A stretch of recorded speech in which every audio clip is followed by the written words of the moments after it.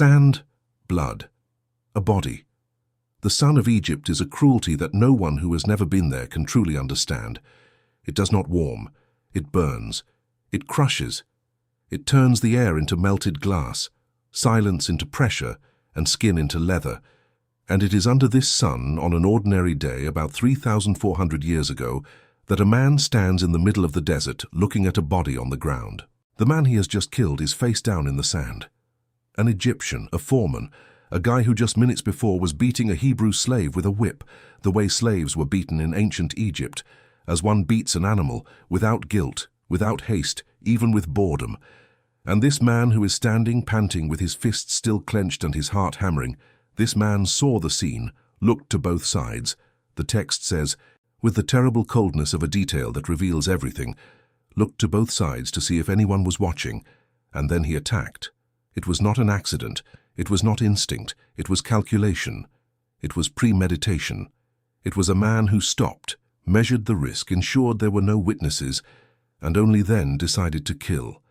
Then he buried the body in the sand. This man's name was Moses, and this scene is written word for word in the second book of the Bible, in chapter 2, verses 11 and 12. You can go check it now. I didn't make anything up. I didn't add anything. It's all there, just as it has always been, in the exact same text that priests have read on their knees for 3,000 years without ever questioning what that look to both sides is doing in a supposedly sacred narrative. This is the hero. This is the man who parted the sea. This is the prophet who spoke to God as an equal, who climbed a burning mountain, who carried the tablets of the law in his own hands, who taught the world the 10 Commandments. And the fifth of them, the fifth, speaks about not killing. But before hearing the commandment, this man had already killed. Before becoming Moses, he was a murderer. And this, what I just told you, is just the first small crack in the beautiful golden tapestry that has been presented to you since childhood as the life of this prophet. It's just the beginning. It's just the first stone that falls from the wall. There's a lot behind that wall. Things that no one taught you, things that no one dared to teach you, and who was the first man in the history of the West to look at that wall with adult eyes and realize that it doesn't stand upright. You might already be imagining, his name was Baruch, son of a Portuguese Jewish merchant who sought refuge in Amsterdam. Thin, pale, weak lungs. At the age of 23, he was summoned to appear before the council of rabbis of the Portuguese synagogue in the city. He did not show up with the humility they expected of him. He did not ask for forgiveness. He did not retract. He was excommunicated in a ceremony so violent that even today historians have difficulty describing it without using loaded words. Ram's horns were blown while the curse was read. Black candles were extinguished one by one, symbolizing the death of his soul. They asked God to destroy him by day and by night, lying down and standing up inside and outside his house. They prohibited the entire community from coming within 4 cubits of him for the rest of his life. 4 cubits, about 2 meters, for the rest of his life. Imagine being erased from your own people at the age of 23. Imagine your mother, your father, your siblings, your childhood friends, having to cross the street to avoid passing near you. Imagine the silence. Imagine what that does to the soul of a 23-year-old boy. Spinoza left that synagogue and never returned, but he did not leave defeated. He left calm. He left straight. And in the following decades, in rented rooms in small Dutch towns, polishing lenses during the day to survive, writing at night for posterity, this man raised one of the most important philosophical works in the history of humanity.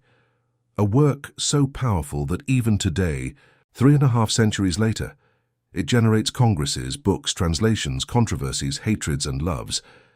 And one of the things he did within this work was to look at Moses. Look truly, without bent knees, without a low voice, without that devotional tone that priests teach from childhood. He looked at the texts as if they were human documents, written by human hands, in human moments, with human intentions. And what he saw made him write a sentence that at the time was worse than blasphemy. It was mathematical heresy. It was a surgical attack on the very heart of Western faith. The sentence is, in summary, the following: Moses did not write the books of Moses. And if Moses did not write the books of Moses, someone wrote them. And if someone wrote them, that someone lived after Moses.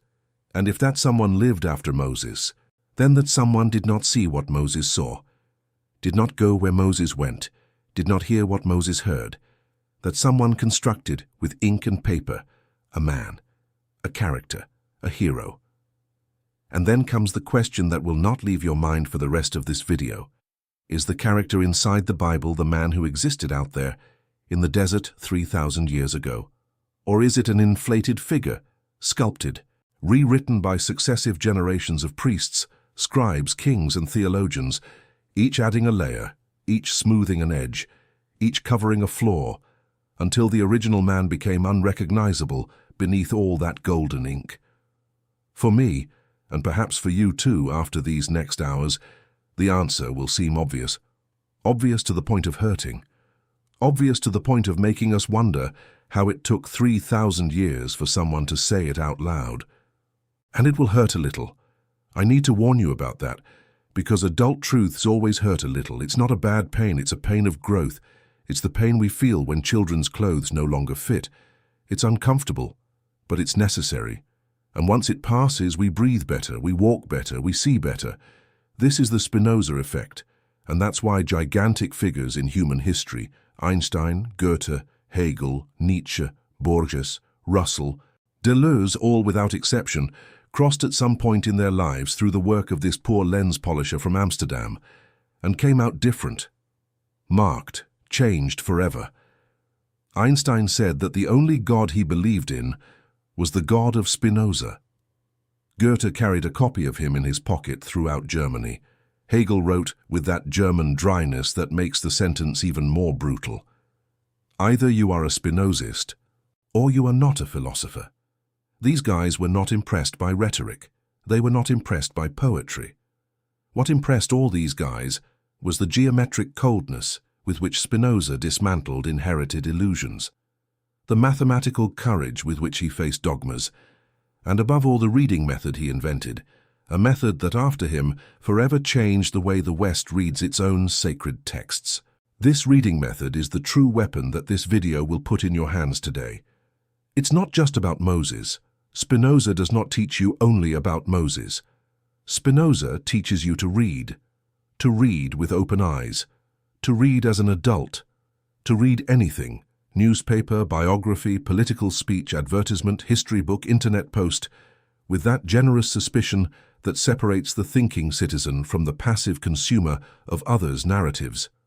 You will leave this video with that power, but to get there we will need to walk a lot, 14 steps, crossing the entire Sinai desert with new eyes. Sitting next to Spinoza at his cold table in Amsterdam while he scribbles with brown ink the notes that would shake the central pillar of Western civilization. Visiting the historical Moses, the flesh and blood man, the man who looked to both sides before killing, the man who may have been much more complicated, much more ambitious, much more human than the golden character in the stained glass. And it is this Moses, the real, the possible, the hidden, who is waiting for us at the end of this road. Sit up straight, lean your head back, put on your headphones if that helps.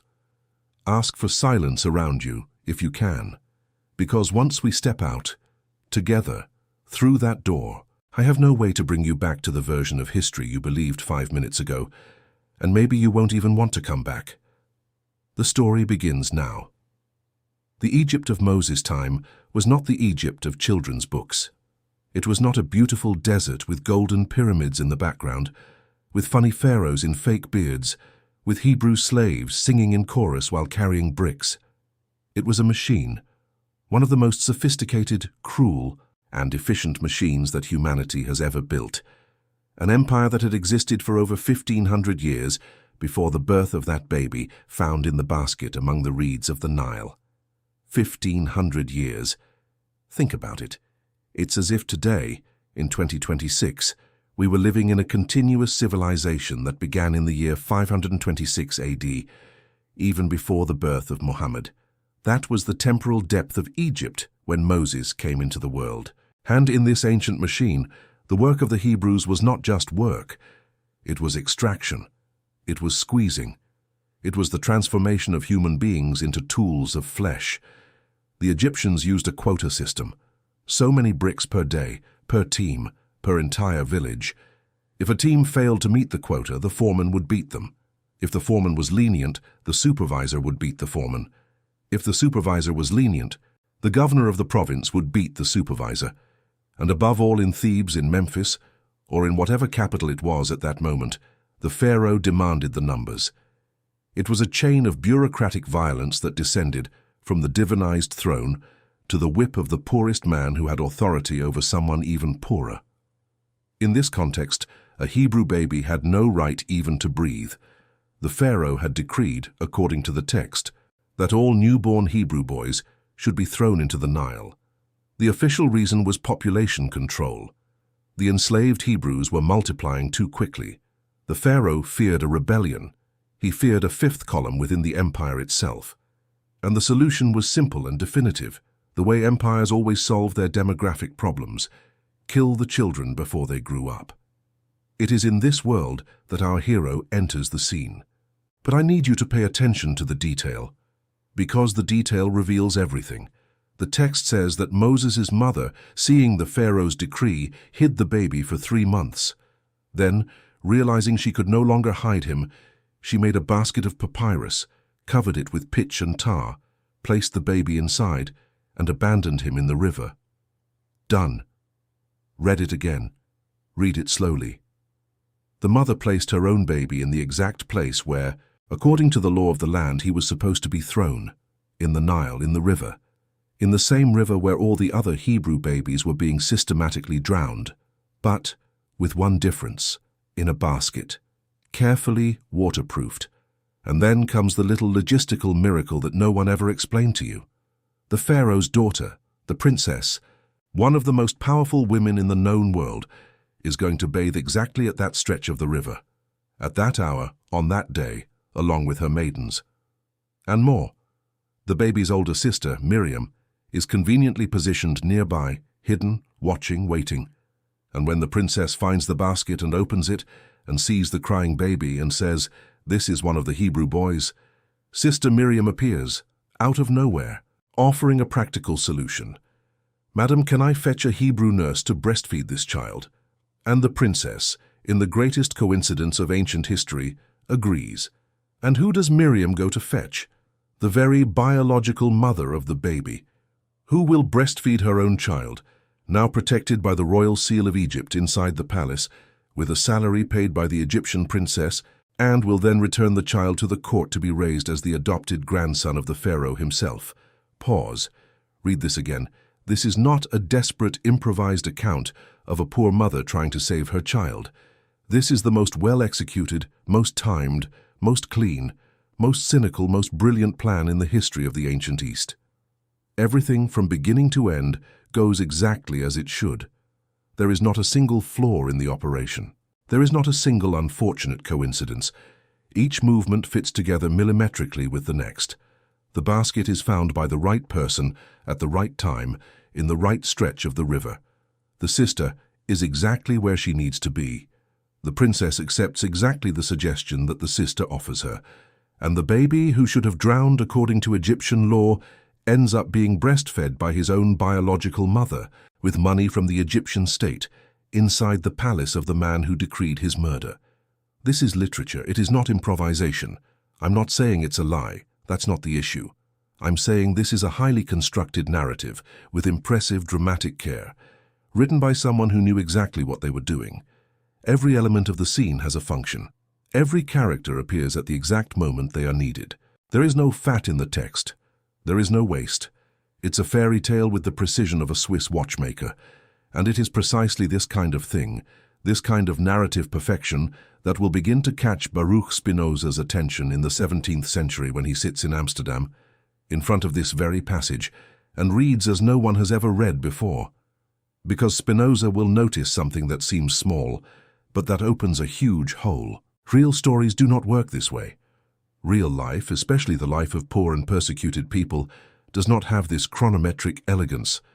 Real life is full of unfortunate coincidences, of plans that go wrong, of desperate improvisations that do not fit.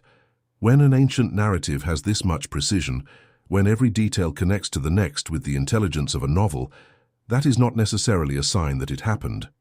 That is, much more often, a sign that it was written by someone who was good at writing. And then comes the first dangerous question. If the story of Moses' birth has the smell of a carefully constructed narrative, who constructed it, and why?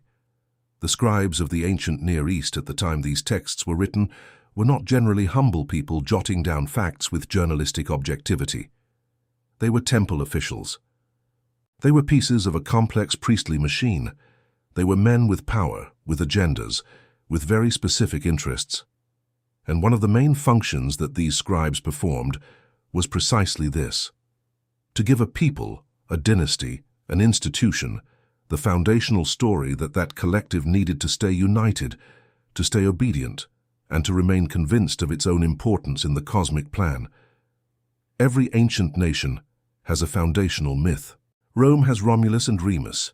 Persia has Cyrus. Greece has its dozens of heroes. Japan has the sun goddess. And all these myths, without exception, have one very specific thing in common. They were written afterward, always afterward, sometimes long afterward, by scribes who lived centuries after the events described and who needed to give their peoples a worthy, glorious foundational narrative capable of competing with the narratives of neighboring peoples. And the Hebrew people, exiled, persecuted, squeezed between gigantic empires, Egypt on one side, Assyria and Babylon on the other, needed, more than any other people, a powerful foundational story.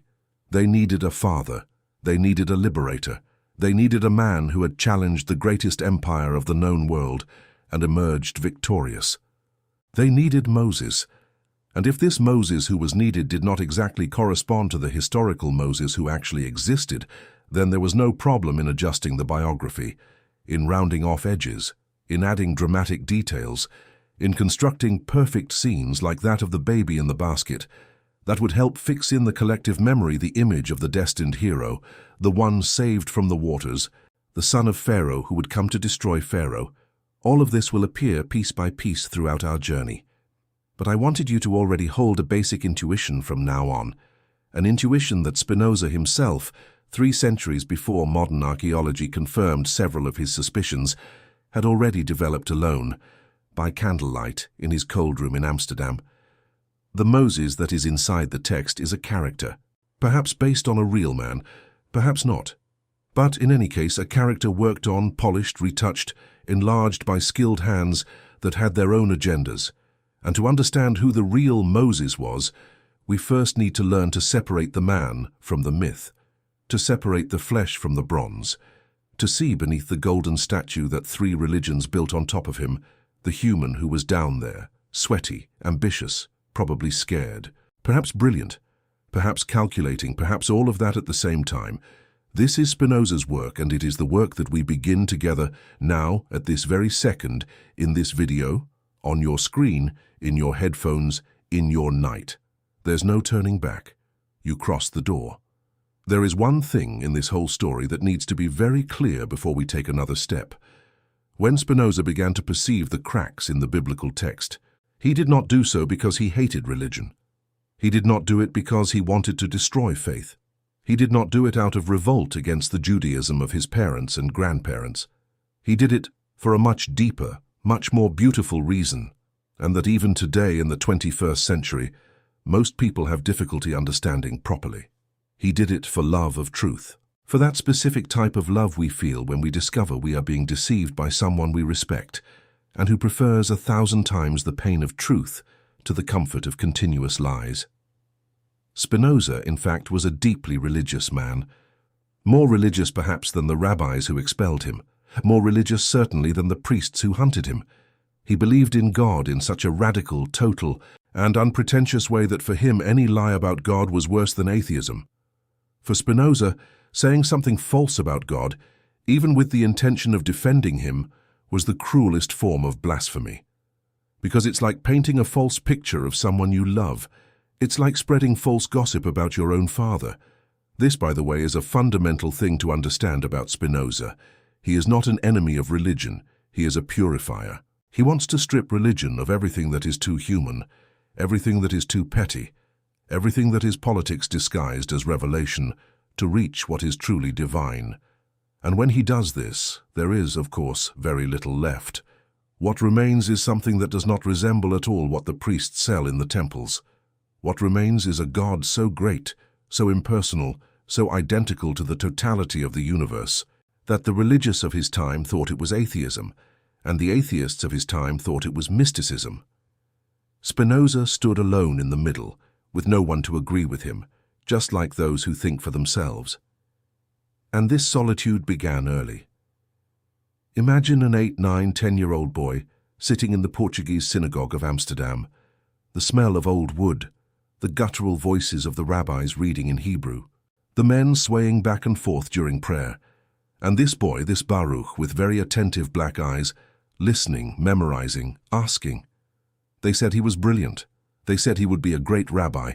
They said he had a bright future reserved by the community. His parents, merchants of dried fruits and oil from the Mediterranean, dreamed of this. The entire Sephardic community of Amsterdam, fleeing the fires of Lisbon and Madrid, placed a special hope in him. That boy could be the next great sage of the exile.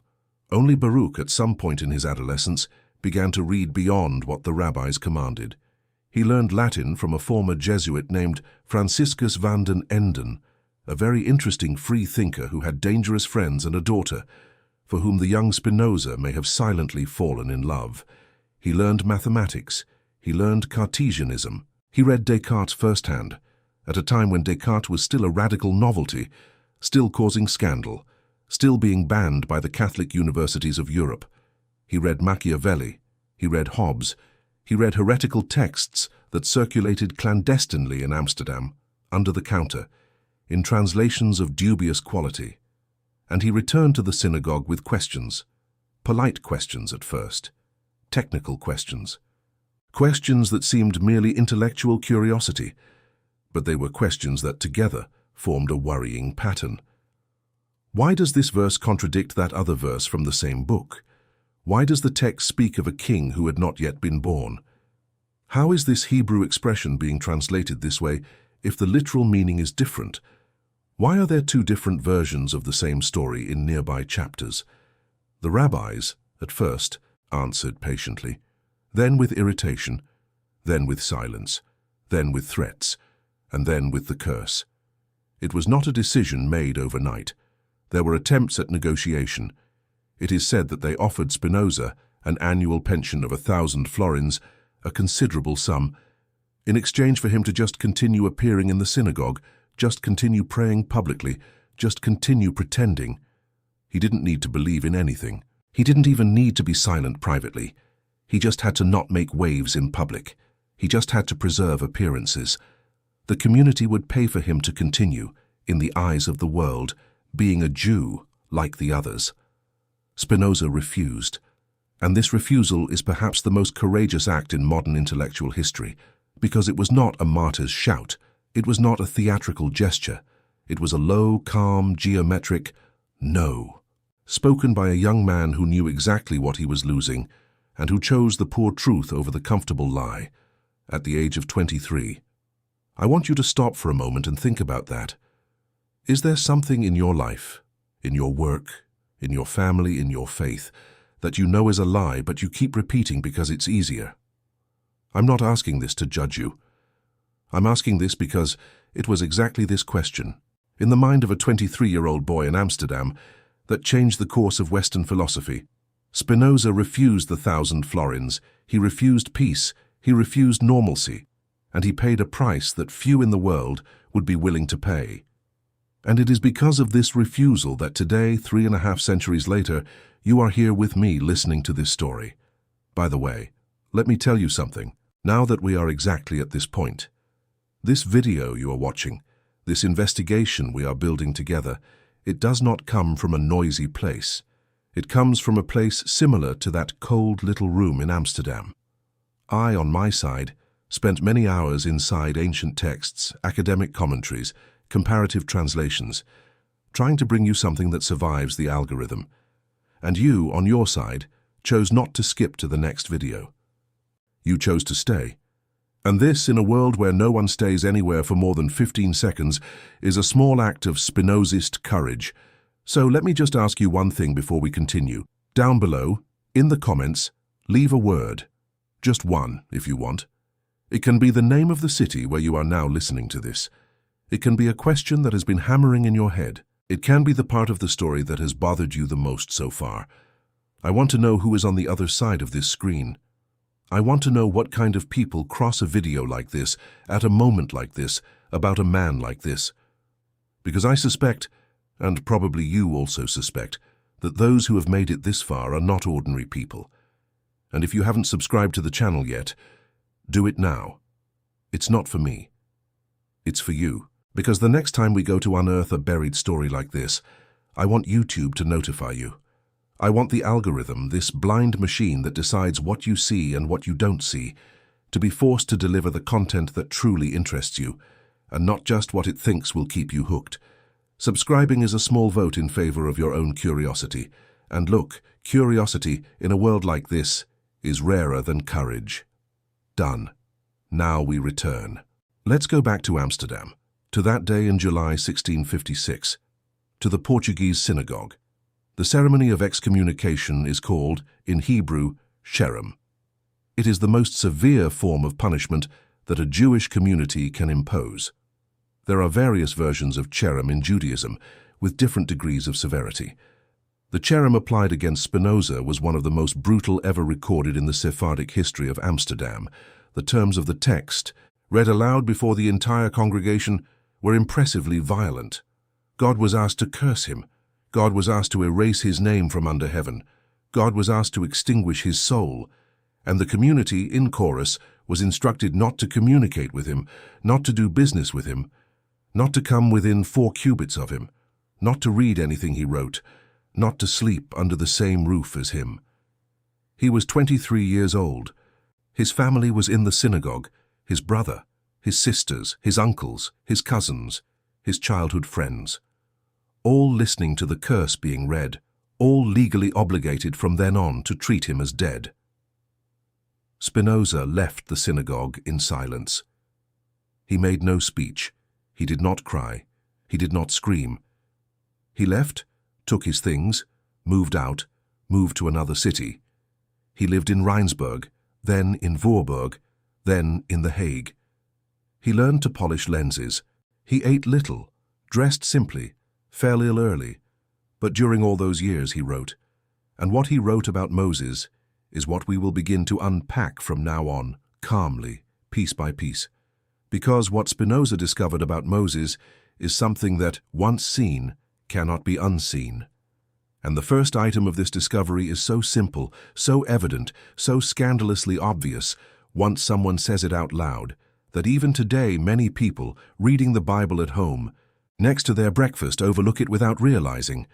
We will now open this first item, open mentally the last book of the Torah, Deuteronomy, the 5th book of Moses, the last chapter, chapter 34.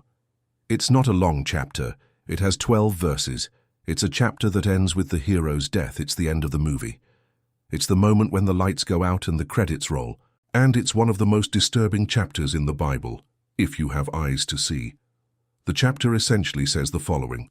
Moses went up to Mount Nebo, to the top of Mount Pisgah, and the Lord showed him all the promised land, from one end to the other. He said, "This is the land I promised to Abraham, to Isaac, and to Jacob, and that I give to their descendants. You have seen the land with your own eyes, but you will not enter it." And there, on that mountain in the land of Moab, Moses died.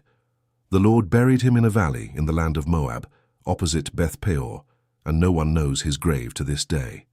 Moses was 120 years old when he died. His eyes were not dimmed. His vigor had not vanished. The children of Israel mourned for 30 days in the plains of Moab. After this mourning, Joshua became the leader, because Moses had laid his hands on him. And never again did a prophet arise in Israel like Moses, whom the Lord knew face to face. That's it. This is the last chapter of the Torah. This is, supposedly, the end of the 5 books of Moses. Now I'm going to ask you something simple. Put in your mind the hypothesis that Orthodox Judaism, traditional Christianity, and Islam have upheld for nearly 2,000 years. The hypothesis that Moses wrote the 5 books of Moses, personally, with his own hand, by divine inspiration, but literally with his own pen. This hypothesis is called the Mosaic authorship of the Pentateuch and is, for almost all of Western history, dogma. Anyone who disagreed was a heretic. Anyone who questioned was burned. Now, holding this hypothesis, reread chapter 34 of Deuteronomy. Moses wrote about his own death. Moses wrote in the third person about his own burial. Moses wrote about the valley where he was buried and about the fact that no one knows his tomb to this day. When is this day of today if the supposed author is writing while being buried by God? Moses wrote about the 30 days of mourning that came after his death. Moses wrote about himself in the distant past in the voice of someone looking back through generations. Never again did a prophet arise in Israel like Moses. How does someone write this about himself? How does a man at the moment of dying leave written the phrase, "After me no one like him ever appeared again"? This phrase, grammatically, only makes sense if the writer is looking at a long line of later prophets, all inferior to Moses. And this means that the writer lived after a long line of later prophets, and this means that the writer lived at least centuries after Moses.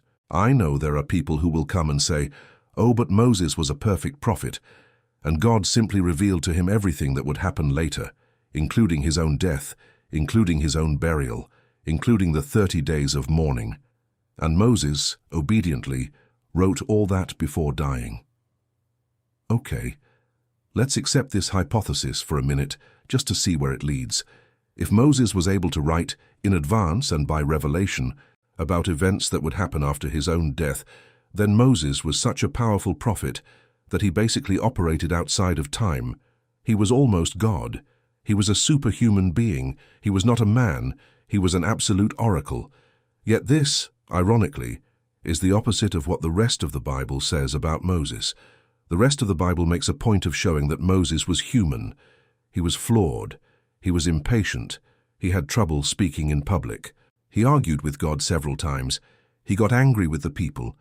He struck the rock when he should have spoken to it and was punished for it precisely with the prohibition of entering the promised land.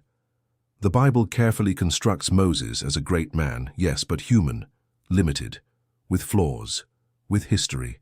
Chapter 34 destroys this construction, because for that chapter to have been written by Moses himself, Moses would need to be exactly the kind of supernatural being that the rest of the Torah insists he was not. The only logical way out, the only honest way out, the only way that respects the text as it is actually written, is to admit the obvious. Someone wrote for him. And it's not just this chapter. Spinoza, in the 3rd chapter of his theological political treatise, this book he published anonymously in 1670, which was immediately banned by the authorities, burned in public, condemned by the Pope, denounced by universities, and yet continued to circulate clandestinely throughout Europe in illegal translations. Spinoza compiled a list of other passages that, if read honestly, could not have been written by Moses. Spinoza goes example by example, with that geometric patience that was his trademark. Example 1. In the book of Genesis, chapter 12, verse 6, it is written, "Abram traveled through the land to the place of Shechem, to the oak of Moreh. At that time the Canaanites were in the land." Pause. Read it again. At that time the Canaanites were in the land. The expression "at that time" places the Canaanites in the past. Whoever is writing is in a later moment when the Canaanites no longer inhabit the land. But from Moses' perspective, the Canaanites still inhabited the land. The Hebrew people only expelled the Canaanites after Moses' death, when Joshua took over leadership. Moses never lived in a moment when the Canaanites had already been removed. Therefore, Moses could not have written that phrase. Example 2. In the book of Genesis, chapter 22, the sacrifice of Isaac is described on Mount Moriah. The text says that, "On the Lord's mountain it will be provided," and shortly after adds, "as it is said today." Pause again. This "as it is said today" indicates that whoever is writing is in a time when there is a popular saying related to the Lord's mountain. This mountain, according to later Jewish tradition, is the Temple Mount in Jerusalem, which was only built hundreds of years after Moses' death by King Solomon. For Moses to have written that phrase, he would need to be looking at a temple that had not yet been built, referring to a popular saying that had not yet been invented. Example 3. In the book of Genesis, chapter 36, there is a list of kings who reigned in the land of Edom before there was a king over the children of Israel. This phrase places the author in a time when there are already kings over the children of Israel. But the children of Israel only had kings after Samuel, with Saul, with David. This is about 400 years after Moses' death. How could Moses have written a phrase that presupposes the existence of an Israelite monarchy that would still take 4 centuries to be born? Example 4. In Deuteronomy chapter 3, there is talk of the bed of Og, king of Bashan, a huge iron bed, and the text notes naturally that it is still found in Rabbah of the Ammonites. This bed, to be still there, needs to be there at the moment of writing, and the author seems to assume that the reader can, if they want, go check. But the city of Rabbah was only taken and integrated into the knowledge sphere of the Hebrew people long after Moses. Example 5.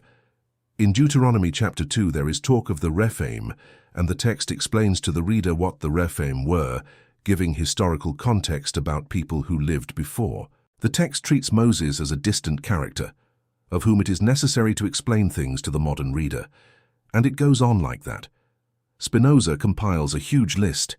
Each item, individually, could be explained with some hermeneutic effort.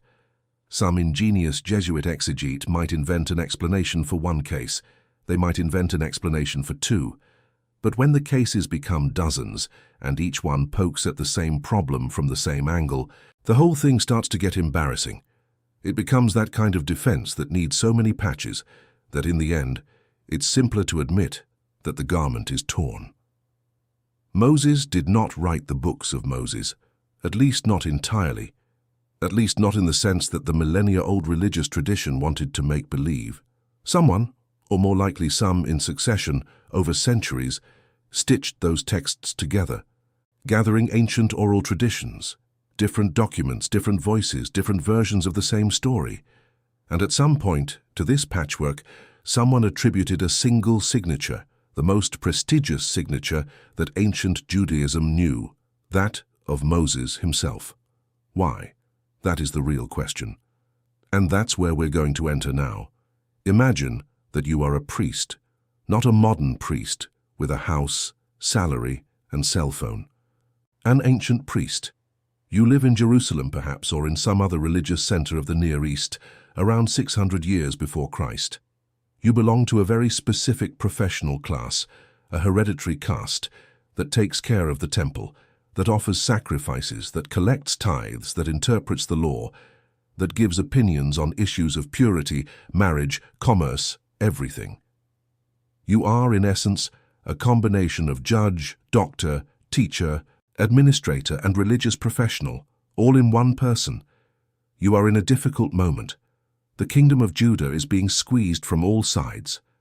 The Assyrians have already destroyed the northern kingdom, the kingdom of Israel, more than 100 years ago. The 10 northern tribes were deported, dispersed, and never returned. Only the southern kingdom remains, fragile, small, crushed between Egypt on one side and Babylon on the other. These 2 imperial mills that are about to grind everything in their path. You know that your people may disappear. You have seen what happened to the 10 northern tribes. You know that if Judah falls, if Jerusalem is taken, if the temple is destroyed, then the Hebrew people, this small people of shepherds and farmers, cornered between superpowers, will simply dissolve. They will vanish. They will become just another one of those ancient peoples whose names no one remembers anymore. They will disappear like the Hittites, the Horites, the Hivites, the Jebusites, and dozens of other Canaanite peoples who were swallowed by empires without leaving a trace. And then, with a heavy heart, you sit in the temple library, or in a small room of some priestly residence, and you begin to do something that will change the course of human history. You start to gather. You gather the oral traditions that the elders tell around the campfires about the patriarchs, about Abraham, about Isaac, about Jacob. You gather the fragments of ancient songs that speak of Moses bringing the people out of Egypt. You gather the lists of laws that different tribes followed at different times. You gather the texts that other scribes before you had already written, some in the north in the kingdom of Israel before the destruction, others in the south in Judah. You gather different versions of the same story, because there were indeed different versions in circulation, told by different tribes with different emphases. And you begin to stitch. You stitch skillfully. You stitch carefully. You stitch with the intelligence of someone who understands that this text will need to function in the future as the cement of identity for a people that may be about to lose everything they have. You know that if the temple falls, if the kingdom ends, if the people are taken into captivity, the only thing that will remain, the only thing that can hold this people together in exile, far from the land, far from the roots, far from the sacred places, is the text. It is the book. It is the story told and retold. You are building, without quite knowing it, the most successful cultural survival technology in human history. You are building the Torah. And for this Torah to work, for it to have the weight, the prestige, the unquestionable authority it needs to withstand the following centuries, it needs to be signed by someone greater than you, greater than any scribe, greater than any priest, greater even than any king. It needs to be signed by Moses. And that's how more or less modern researchers imagine the process of writing the texts that today form the Torah. Of course, there are many hypotheses, many schools, many details in dispute. The most famous hypothesis is called the documentary hypothesis, developed throughout the 19th century, mainly by the German Julius Wellhausen, and it proposes that the Torah was formed by the combination of at least 4 distinct sources, written in different periods, with different vocabularies, with different theologies. These 4 sources became known in academic circles by the letters J, E, D, and P. J is the Yahwist source, which refers to God by the proper name Yahweh. E is the Elohist source, which refers to God by the generic name Elohim. D is the Deuteronomist source. P is the priestly source. We don't need to delve into the technical details of this now. What matters is the following. The documentary hypothesis shows, with extremely solid linguistic, stylistic, and theological arguments, that the Torah was not written by a single man. And the first person in modern history who clearly pointed out, with clarity and courage, that this multiple authorship was inevitable was Baruch Spinoza, 2 centuries before Wellhausen. Spinoza did not develop the documentary hypothesis in the technical detail in which it is formulated today. He did not have the linguistic tools nor the archaeological accumulation that researchers would have available 2 centuries later, but he had the central intuition. He realized, reading the text alone by candlelight, that there were several hands at work, several voices, several moments of writing, and he had the courage to write this in black and white in a book that he sold in bookstores in Holland, at the exact moment when saying these things out loud could lead you to prison, exile, or the stake. Let's think about the implications of this for a moment. If the Torah was composed by several hands over several centuries, then the Moses that is within the text is the result of a prolonged literary construction process. It is not a photograph taken by an eyewitness. It is a sculpture worked by successive generations of sculptors, each adding their own layer, each polishing their own part, each smoothing their own edges. The Moses of Exodus, bold and impetuous, who kills the Egyptian and flees to the desert, seems to belong to a narrative tradition. The Moses of Leviticus, who receives and meticulously transmits laws about sacrifices, about ritual purity, about priestly garments, about clean and unclean animals, seems to belong to a later priestly tradition. The Moses of Deuteronomy, who makes long, eloquent sermons about obedience to the law, about love for God, about the blessings of faithfulness and the curses of apostasy, seems to belong to yet a third tradition, with its own theology, its own style, its own political agenda. These 3 Moses figures may ultimately be 3 different ways in which 3 different generations of religious editors imagined the founding hero. Each generation projected onto Moses what it needed Moses to have been. The generation that needed a military liberator projected an impetuous Moses. capable of killing, capable of commanding, capable of leading an entire people out of an empire. The generation that needed a liturgical codifier projected a meticulous Moses, capable of giving detailed instructions on how to build the tabernacle, on how to dress the priests, on how to slaughter the animals in sacrifices. The generation that needed a moral preacher projected an eloquent Moses, capable of long speeches about love, obedience, justice, and faithfulness. These three Moses figures ended up in the same book, edited together, stitched as if they were the same man. But read with attentive eyes, they reveal the game. You see the seams, you see the points of transition, you see the moments when one editor is clearly passing the baton to another editor. And in none of these Moses figures, possibly, was the real historical Moses. The real Moses, if he existed, and most modern scholars today believe he probably existed in some form, was undoubtedly a much simpler man, much more limited, much more marked by his time and place than this tripartite statue that the religious tradition built around him. And here we come to a decisive crossroads. If we agree, and at this point in our journey, I think we can agree, at least as a working hypothesis, that the Moses of the text is a construction, then the natural next question is, and the real Moses? Who was he? What kind of man was capable of existing in the 13th century before Christ, more or less somewhere between Egypt and Sinai, and who somehow left such a strong mark on the memory of a people that 3,000 years later, this people still celebrates his liberation? The answer, according to Spinoza, is necessarily speculative. Spinoza was a rigorous man. He did not make assertions that he could not demonstrate, but he pointed directions. And one of the directions he pointed, and that later researchers developed in surprising detail, is a direction that will likely disturb you, because the real Moses, according to this investigative direction, may not have been Hebrew, he may have been Egyptian.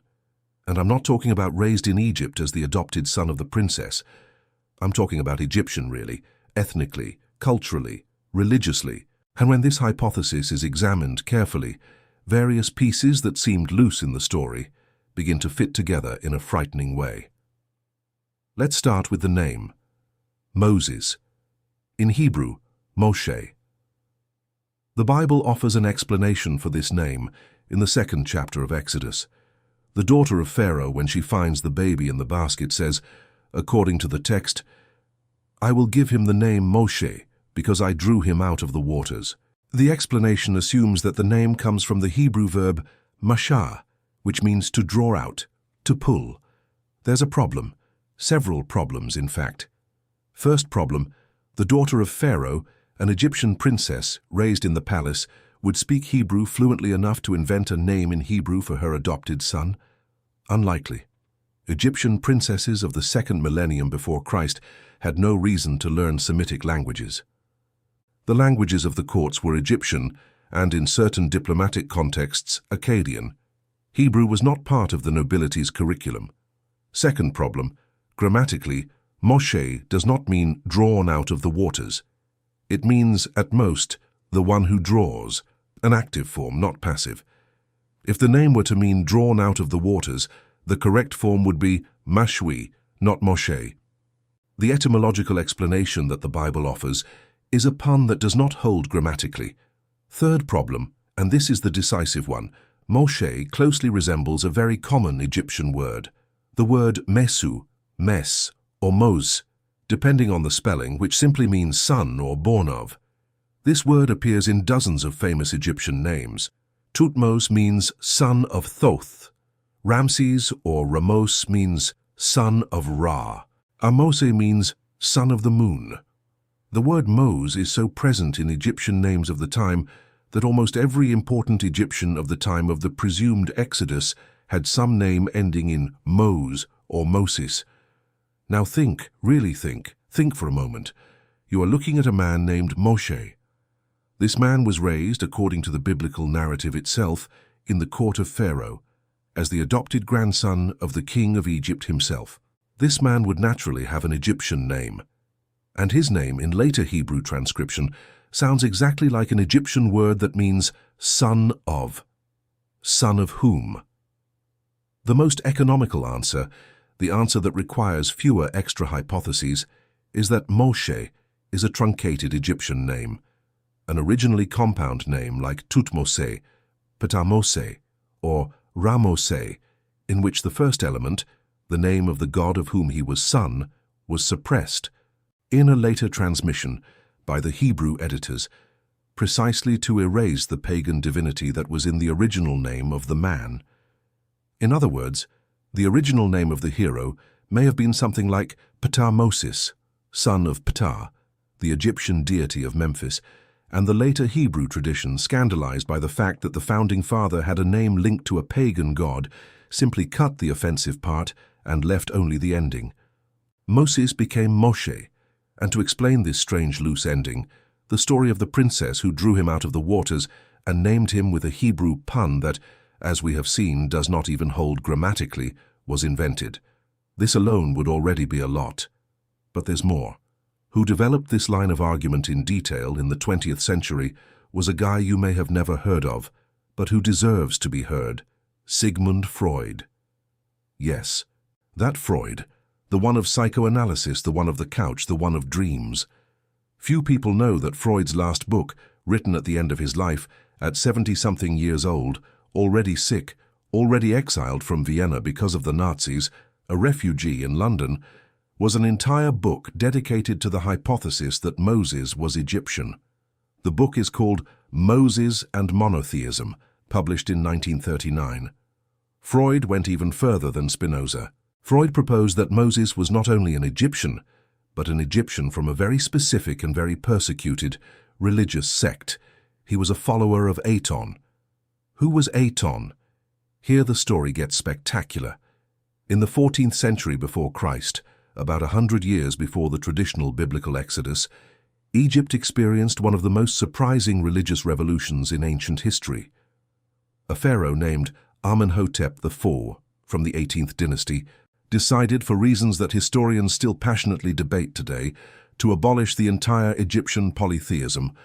Overnight, this pharaoh prohibited the worship of the ancient gods of Egypt. He closed the temples, he dismissed the priests, he confiscated the revenues of the sanctuaries, and imposed on all of Egypt a new radical religion, unprecedented in ancient history, the exclusive worship of a single deity called Aton, represented by the solar disk. This pharaoh changed his own name. He stopped calling himself Amenhotep, which meant Amon is satisfied, in honor of the ancient god of Thebes, and began to call himself Akhenaton, which meant useful to Aton, or spirit of Aton. Akhenaton abandoned the old capitals. He built a new city from scratch in the middle of the desert, dedicated exclusively to Aton. The city was called Akhetaton, now known by the Arabic name Tel El Amarna, and during his reign for about 17 years, Egypt was monotheistic for about 17 years. Akhenaton died. His successor, a boy named Tutankhaten, about 9 years old at the time, was forced by the restored priests of Amon to renounce his father's religion. The boy changed his own name to Tutankhamun, living image of Amon, restored the ancient cults, reopened the ancient temples, and tried to erase from history the memory of Akhenaton. The statues of the heretic were destroyed. His name was scraped from monuments. The new city was abandoned. The exclusive worship of Aton was declared heresy, and its followers were hunted, persecuted, expelled. And here Freud launches his explosive hypothesis. The followers of Aton, persecuted, expelled from Egypt, fleeing eastward into the desert, carrying with them their strange monotheistic theology. These followers may have been the original core of the people of the Exodus. And their leader, a priest or noble Egyptian linked to the court of Akhenaton, may have been the man that later tradition would call Moses. Think about the implications. Monotheism in the history of humanity is an absolute rarity. Almost all ancient peoples were polytheistic. They believed in many gods. They had gods for the sun, for the moon, for thunder, for rain, for love, for war, for the dead.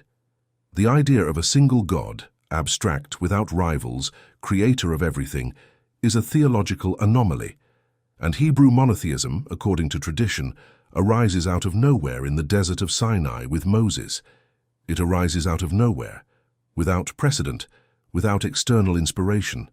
Unless, of course, it had a precedent, unless Hebrew monotheism is, in fact, the continuation of an earlier Egyptian monotheistic tradition, persecuted in Egypt itself, that survived in exile carried by a group of religious refugees led by a priest named possibly Tutmose or Ptahmose or simply Moses. The details of the theology confirm this direction according to Freud. Compare the hymns to Aton that archaeologists found in the tombs of Tel El Amarna with Psalm 104 of the Hebrew Bible. The similarities are striking. Entire lines seem like direct translations. The description of the sun setting and the animals retreating to their dens. The description of dawn and the man going out to work. The description of the wonder of creation, the plurality of living beings. The omnipresent greatness of the unique divinity. These are textual parallels so close that many modern scholars consider it impossible to attribute them to mere coincidence. Circumcision, this rite that defines Jewish identity to this day, was practiced by Egyptian priests centuries before being adopted as a mark of the covenant in Judaism. Herodotus, the Greek historian, writing in the 5th century before Christ, explicitly notes that the Hebrews learned circumcision from the Egyptians. This is not in the Bible, of course. The Bible places circumcision as instituted by Abraham centuries before Hebrew contact with Egypt. But from the perspective of the comparative history of religions, it seems that the direction was the opposite. Circumcision entered Judaism brought by Moses, along with monotheism, along with several other practices that had their origin in Egyptian priestly culture. All of this, I know, sounds disturbing to many people, but it's important to remember one thing. Even if this specific hypothesis, Freud's Egyptian hypothesis, is wrong, even if Moses was not a priest of Aton, the method of reading that it represents remains valid. The method of looking at sacred texts as historical documents written by human beings in human contexts with real cultural influences upon them. This method is Spinoza's method, and it applies regardless of any particular hypothesis about who the historical Moses was. The central question is this: the Moses of the text cannot be the historical Moses. The Moses of the text is a figure polished over centuries by hands with their own agendas. The historical Moses, whoever he was undoubtedly a much simpler person, much more marked by his time, much more immersed in his culture, a culture that, in that region and at that time, was deeply Egyptian. And it was this person or this group of people that somehow generated the tradition that would become the backbone of Judaism, Christianity, and Islam.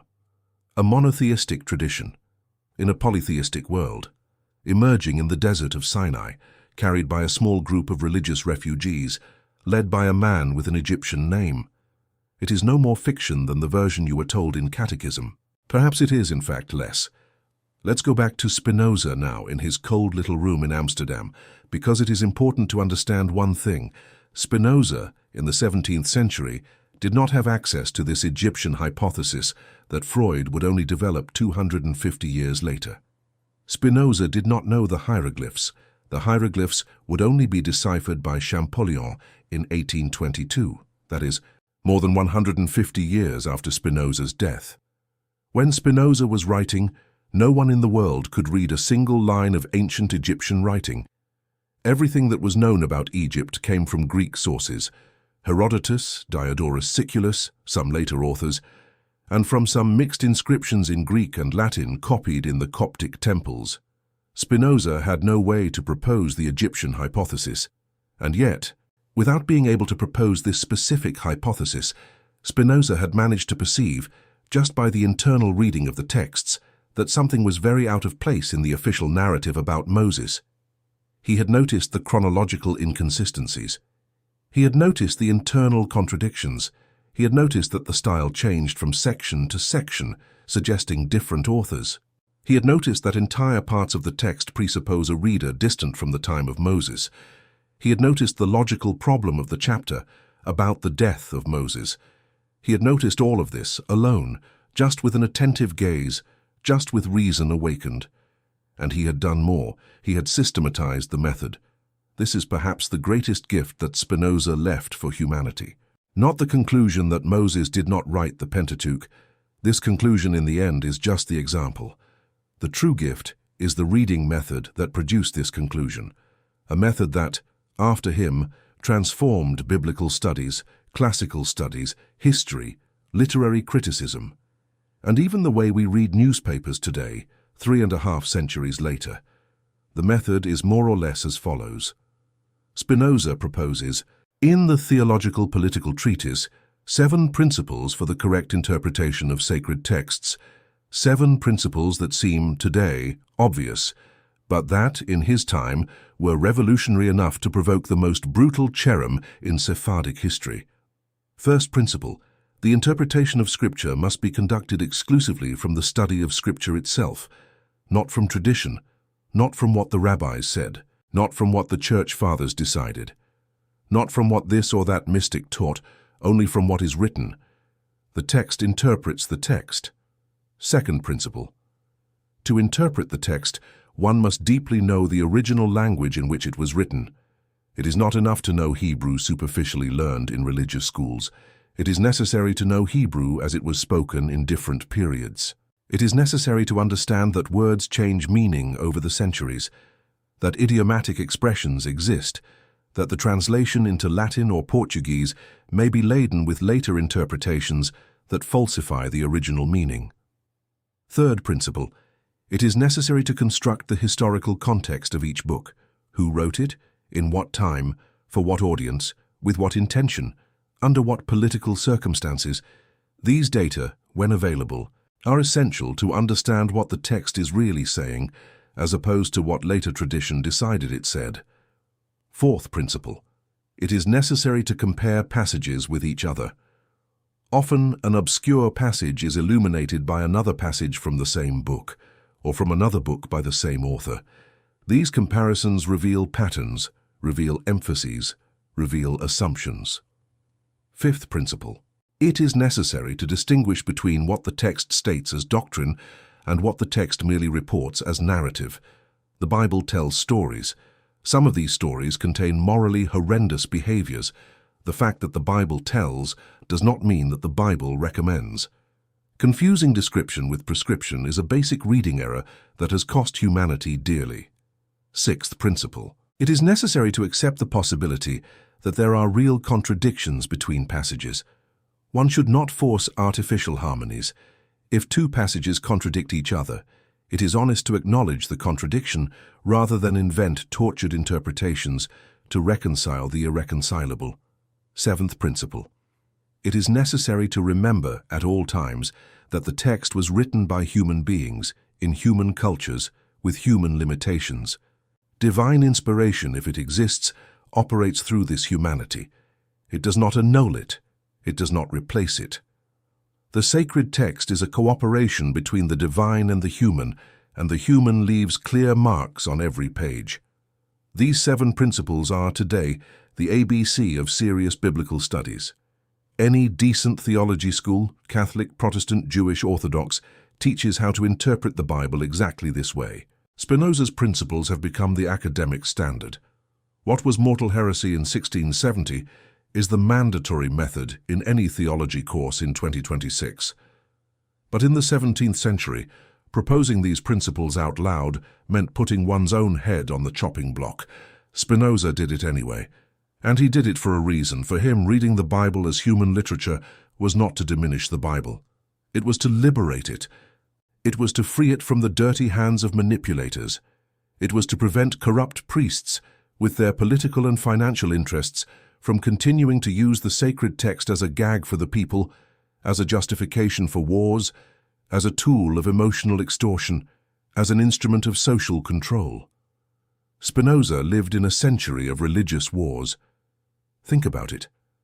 The 30 Years' War, which had just devastated Central Europe, had been, to a large extent, a war fought in the name of conflicting interpretations of the Bible.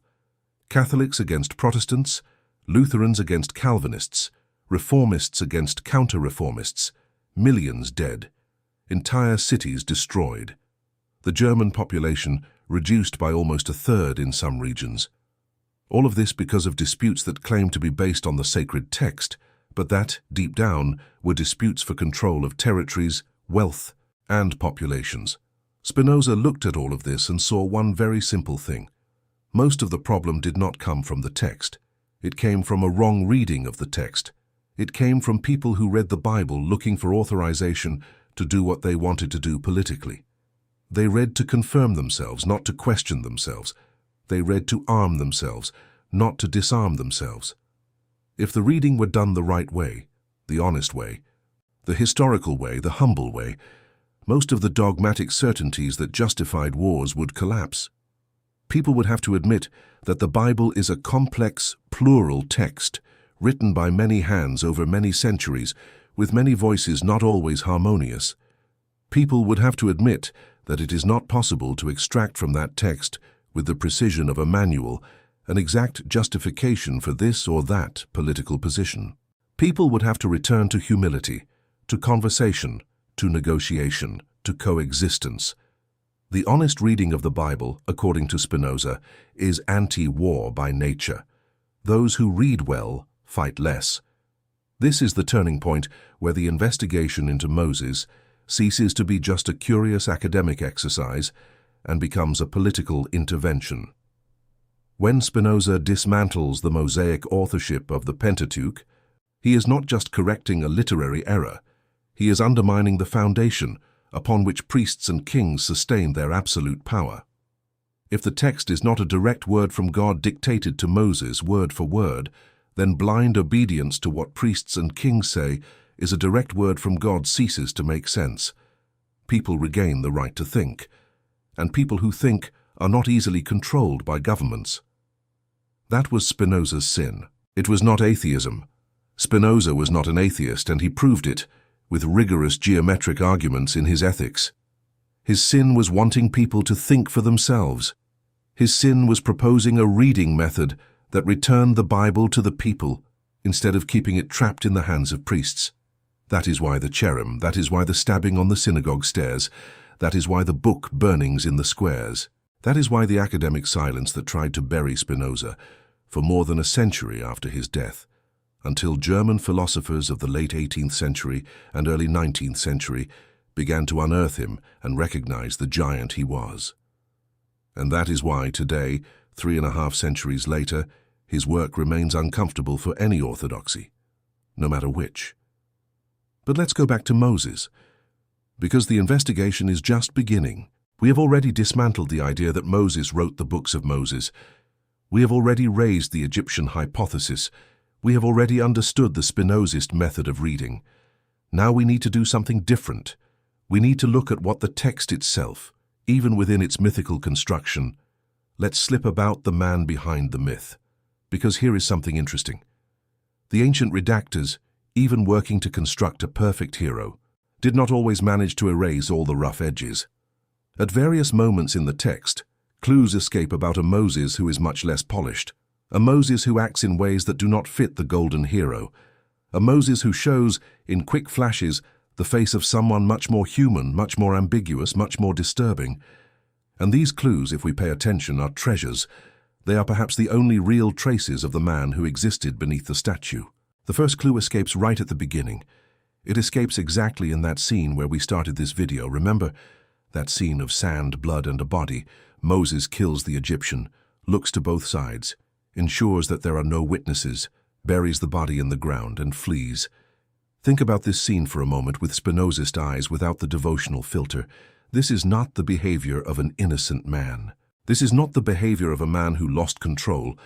This is the behavior of a premeditated man, calculating, cold, a man who knows exactly what he is doing, knows that what he is doing is punishable by death under Egyptian law, and yet decides to do it, but does so carefully, hoping to be sure that he will not be seen.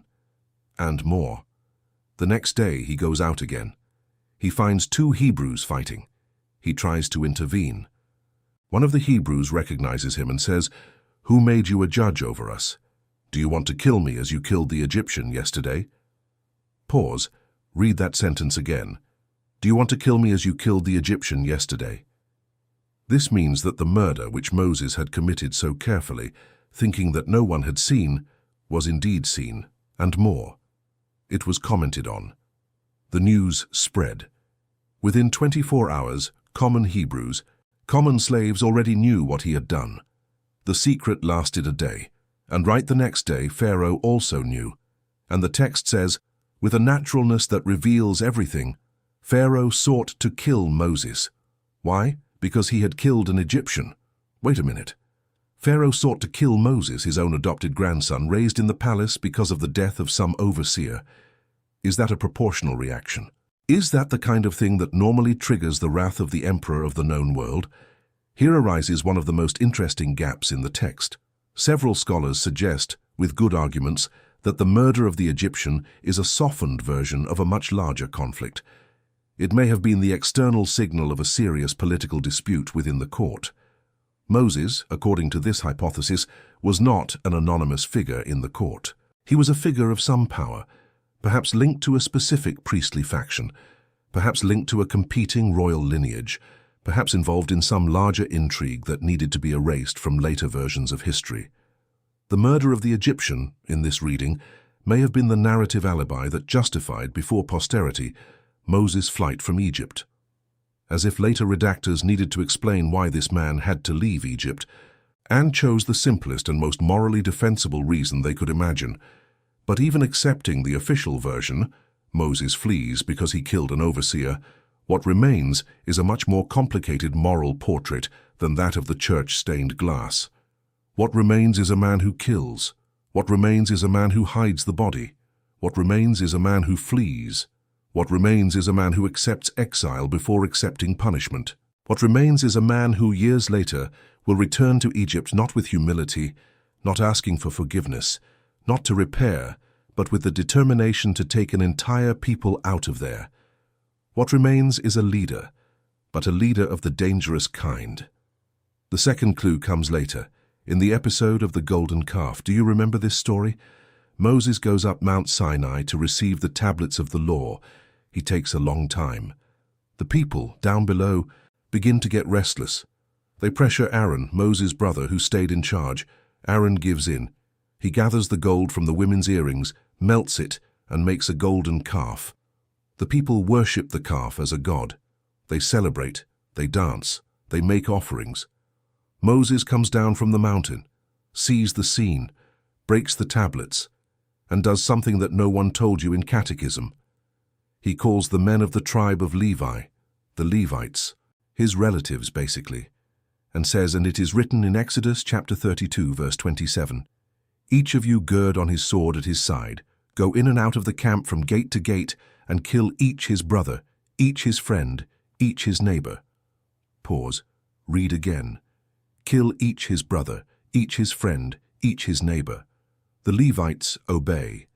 The text says, with that statistical coldness of a bureaucratic report, that about 3,000 men fell that day from the people. 3,000 dead, in a single day, by direct order of the hero. And they were killed by their own brothers. They were killed by their own cousins. They were killed by people they knew, with whom they shared bread, with whom they had fled from Egypt just a few weeks earlier. This is one of the most brutal passages in the Old Testament. And it is there, in the mouth of the golden hero, straightforward, without circumlocution, without ambiguity. It is so uncomfortable that most sermons skip it. Most children's catechisms do not mention it. Most Hollywood films about Moses simply cut the scene. You do not see Charlton Heston in Cecil B. DeMille's classic film ordering the massacre of the 3,000. You only see the breaking of the tablets in slow motion with dramatic music. The rest is left out. But the rest is there in the text. It always has been.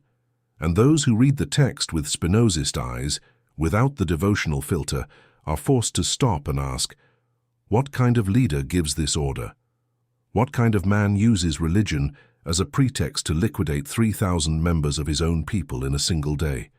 The answer is not simple, and perhaps it is not unique. It may be that Moses was a leader in panic, seeing his entire project slip through his fingers, resorting to total violence as a desperate instrument to restore authority. It may be that Moses was a calculating leader, taking advantage of the moment of collective transgression to purge political opponents who had been undermining his command. It may be that Moses was a sincerely religious leader, convinced that extreme punishment was the only way to prevent the spiritual deviation of the people. It may be that he was all of this at the same time, in proportions that no one will ever know. But in none of these hypotheses is he the golden hero. He is a complicated man, in a complicated situation, making complicated choices with violent consequences. Like any real leader, in any real war, in any real nation founding. And here is, perhaps, the point where the story begins to get truly interesting. Because the Moses of the stained glass has nothing to teach us. He is beautiful, but he is dead. He does not speak. He does not dialogue. He has nothing to say to an adult facing adult dilemmas in the adult world.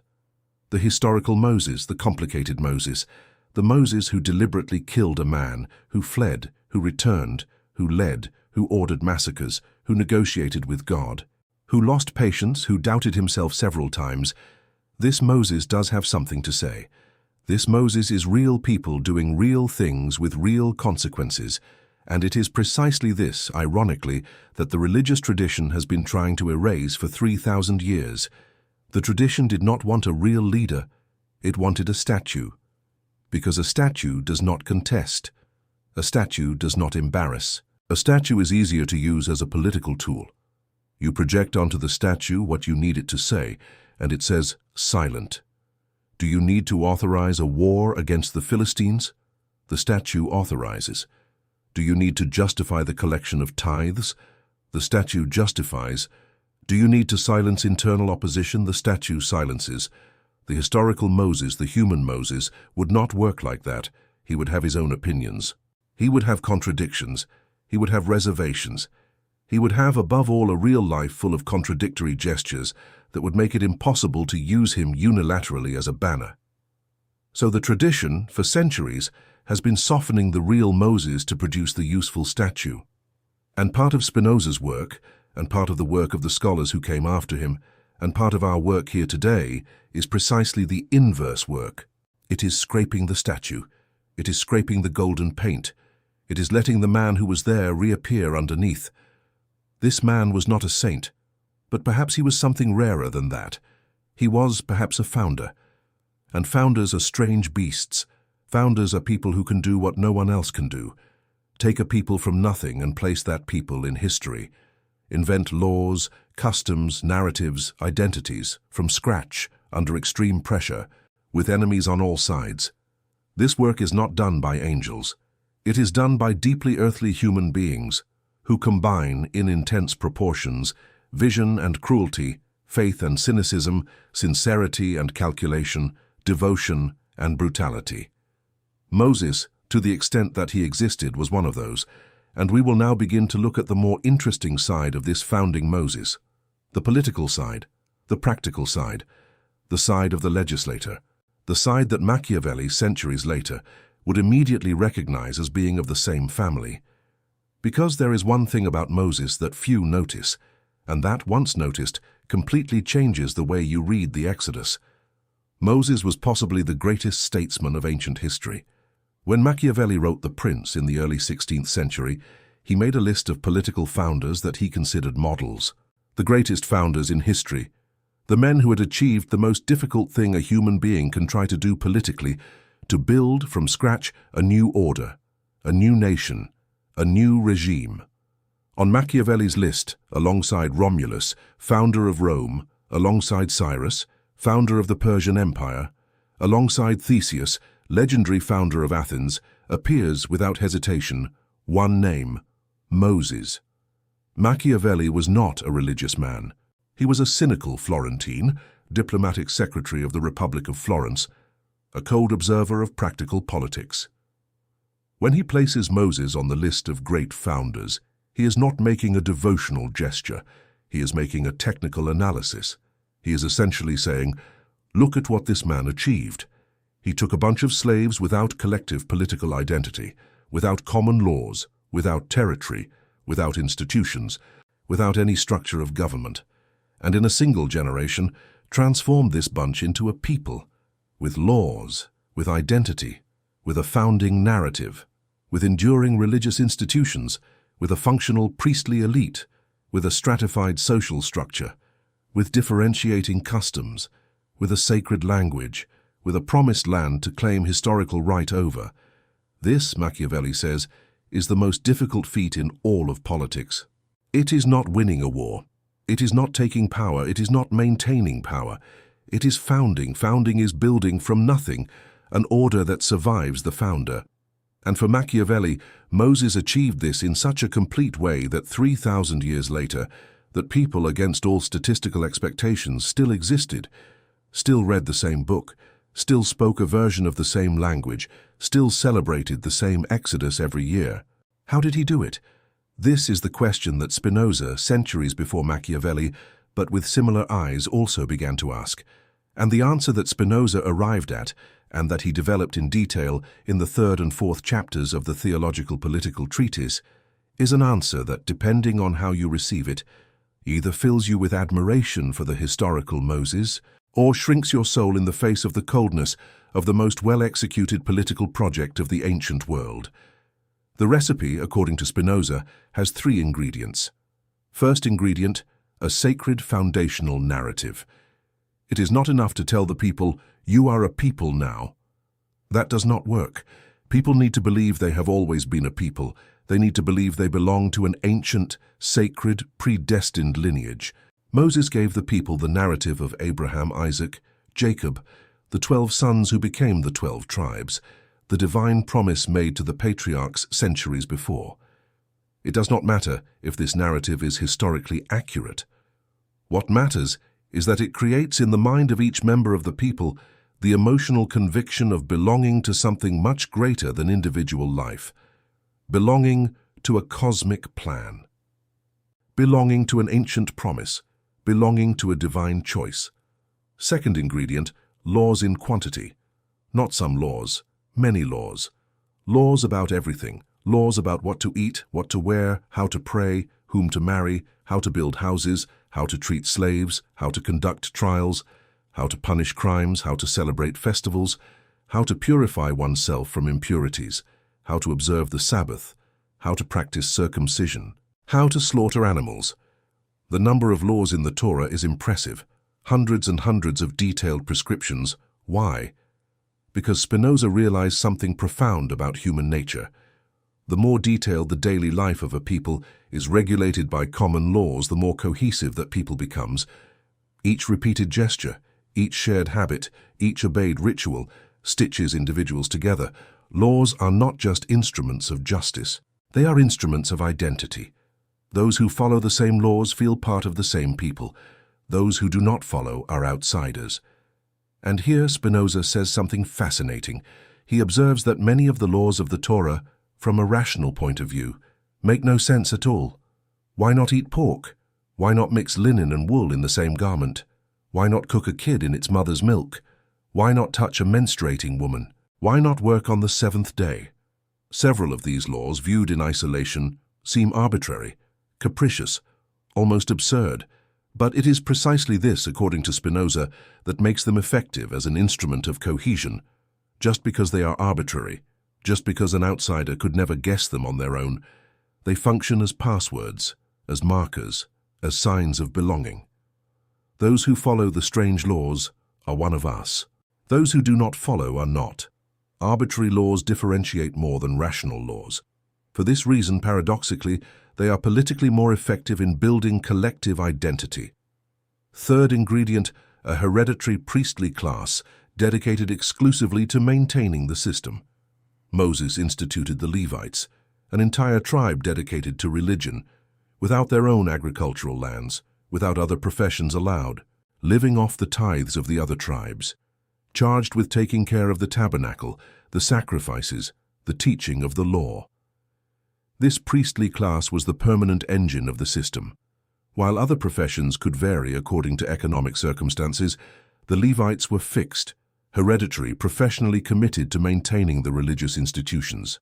They formed the permanent staff that ensured the continuity of the foundational project.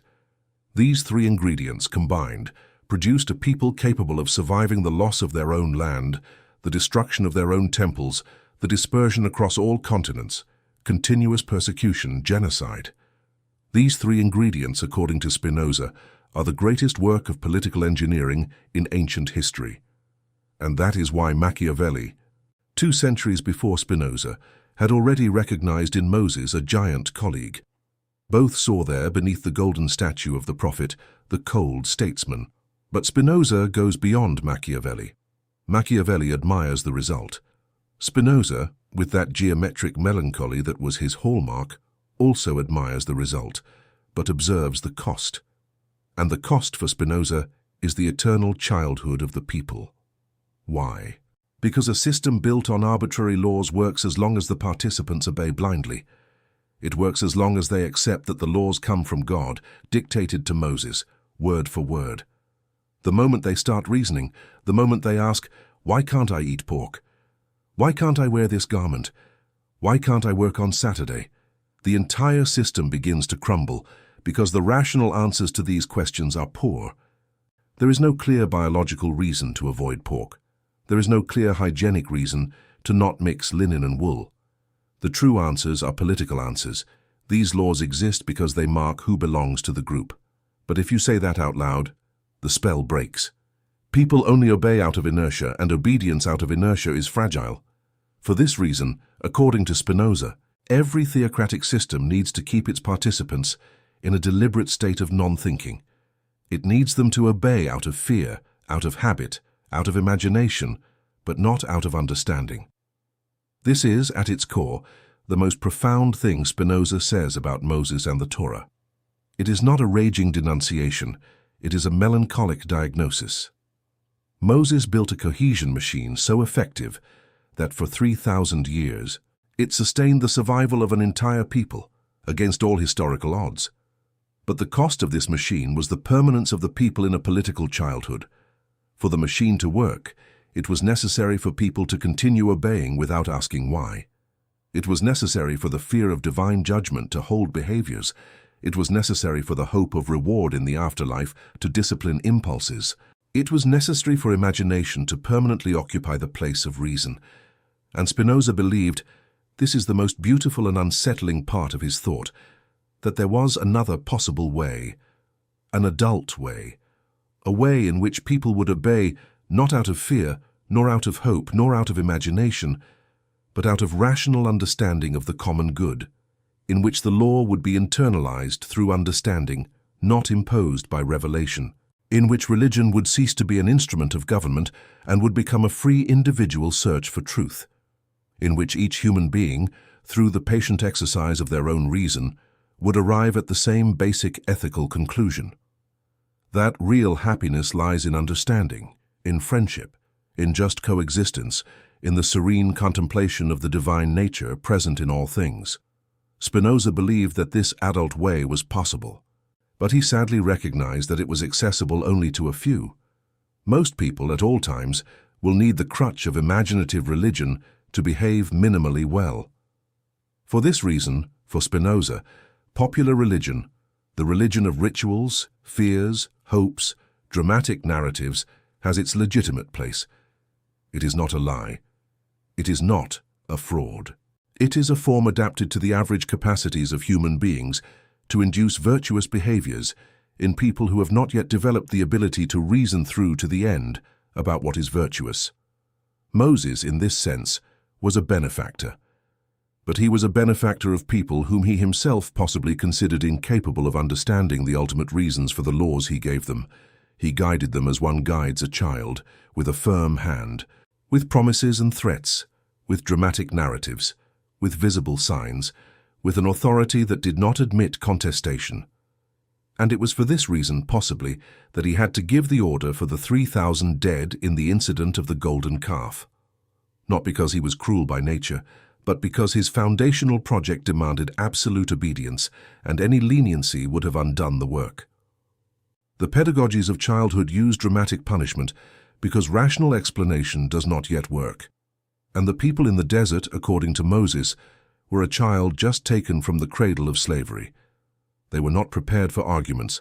They were prepared only for signs. This Moses is different from the one in the stained glass. Darker, more Machiavellian, more human, but also perhaps more admirable in an adult way. because he is the Moses of a man who chose to carry on his shoulders the responsibility of transforming a bunch into a people, knowing that this transformation would cost lives, would cost pedagogical lies, would cost the very peaceful life he might have had as an anonymous shepherd in the desert of Midian. This is possibly the real hero behind the golden hero, and we are not done yet. There is more for us to look at. Things that Spinoza only hinted at, but that later scholars developed with impressive depth. Things about what archaeology found, and, more unsettlingly, about what it did not find when it began to search in the soil of Sinai and Palestine for material traces of the Exodus. There is one thing that modern scholars discovered, or rather did not discover, when they began to search the ground. During the 19th century and early 20th century, archaeologists went out into the Near East with shovels, brushes, and faith. They went largely with the declared goal of proving the Bible.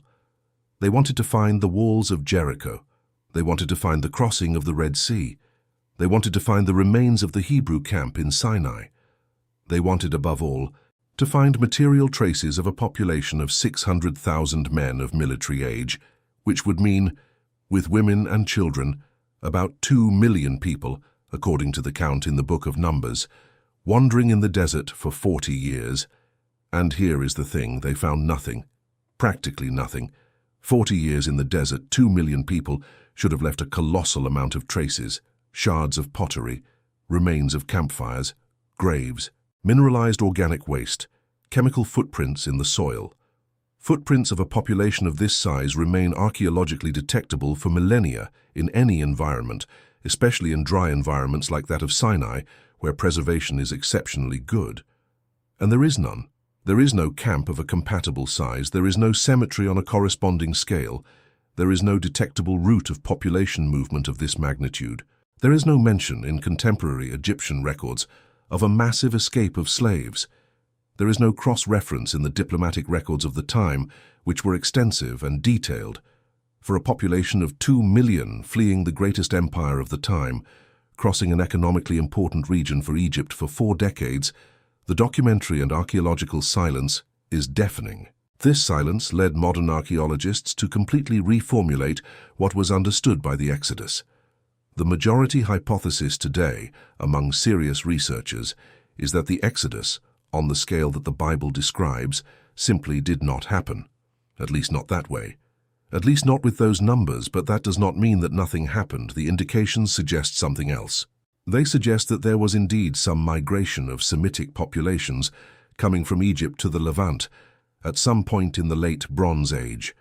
A modest migration, perhaps a few hundred, at most a few thousand people, not 2 million.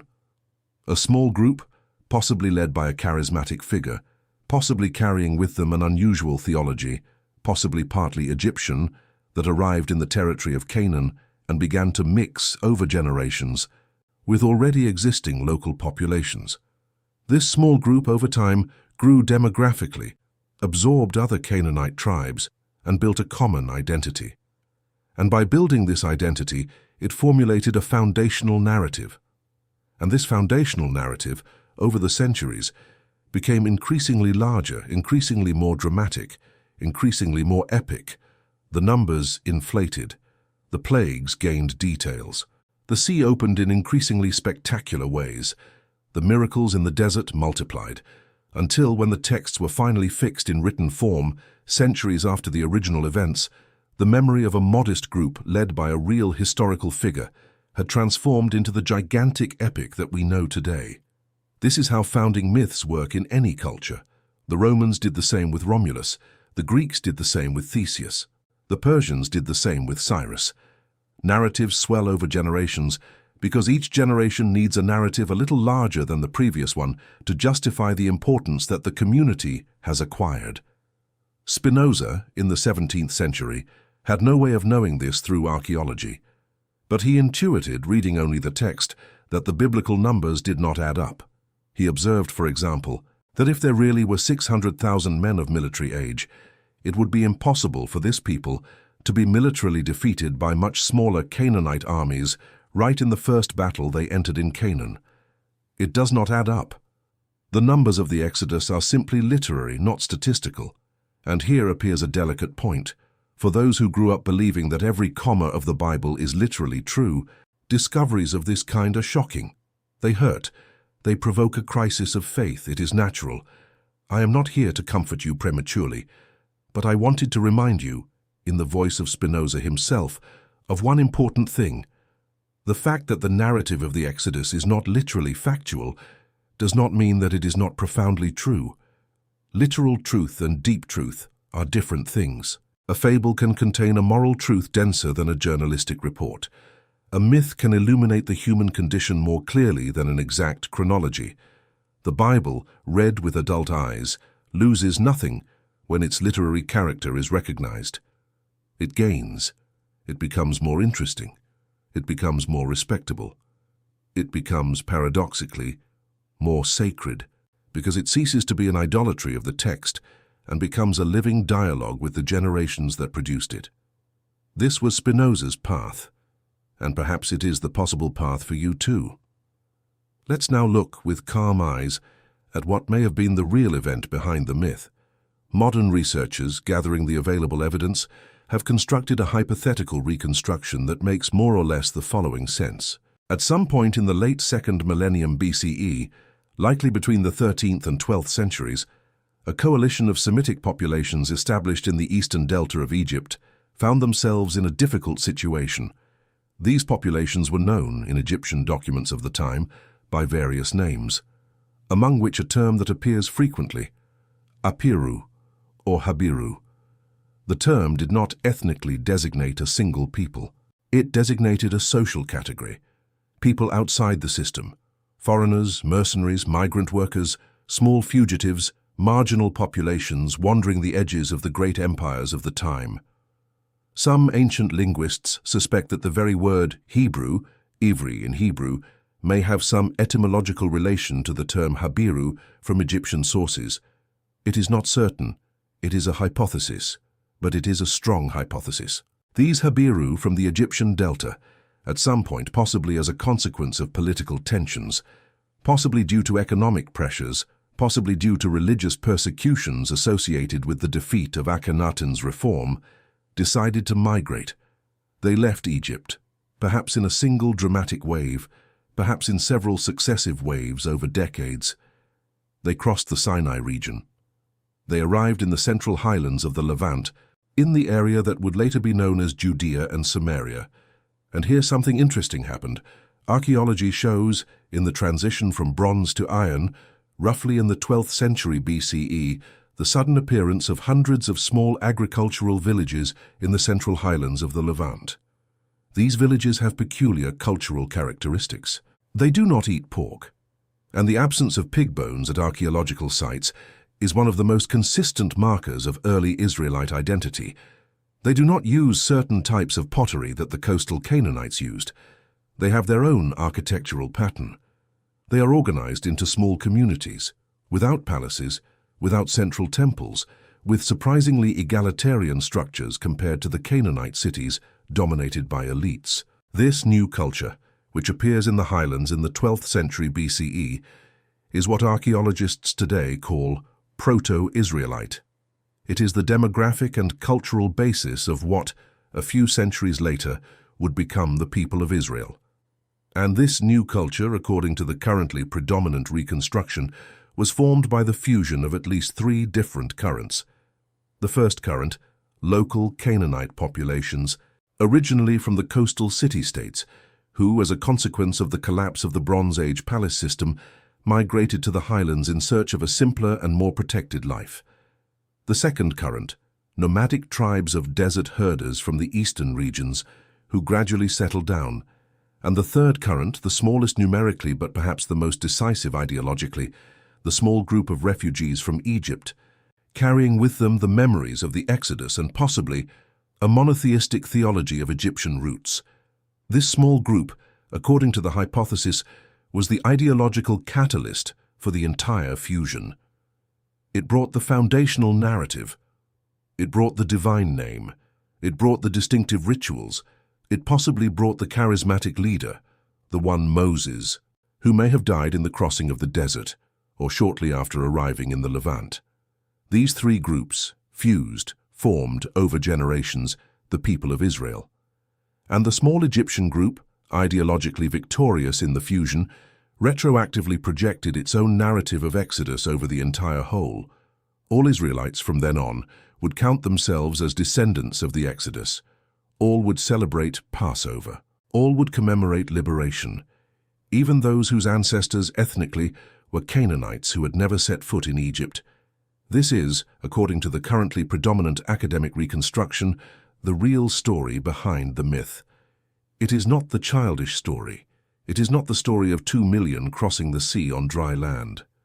But in compensation, it is a much more interesting story, because it shows how a foundational narrative can literally create a people, merging different ethnic origins into a common identity through the cumulative power of a shared memory.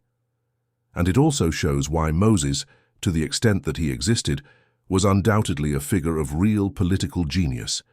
He provided for this complex fusion the binding element, the divine name, the law, the history, the festivals, the identity. Without him, there is no people of Israel. With him there is.